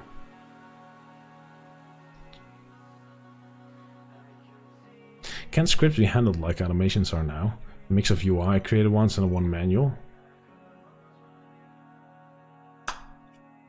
I don't think like UI created ones, I don't think it should be like in direct reach of your configuration. Like it should be splitted out. I think there are 2 different things. But opinions, probably. Okay. I'm going to leave it at this. A lot of opinions, a lot of testing, a lot of new insights and things learned, and I'm happy. So I hope you enjoyed the stream. I'm going to cut it off. I'm going to visit my bed sheets. I'm tired. I'm exhausted from the week, and I'm going to enjoy my weekend. I hope you're going to enjoy your weekends as well. Hope to see you next time. Thanks for the stream, Frank. You're welcome, mates, and see you later. And normally I would have like a pretty decent, nice outro and all timed well and stuff, but since my stream deck is lost, I have to do multiple mouse clicks, so I'm going to excuse myself for not a smooth outro stuff. See and then I hit this button, and then the music is gone. You guys have a one to your tune. Let's do this. Oh, I have a new sound. Let's pick it up. There's a new one by the Packboard Nerds. Yeah, let's do that one and then cut it off in the outro. See you later, guys. Choo choo, homies. Choo choo, and then hit this button somewhere. This is not going to work, by the way. God, I'm such a loser. No, my cloud. See you later. Bye bye.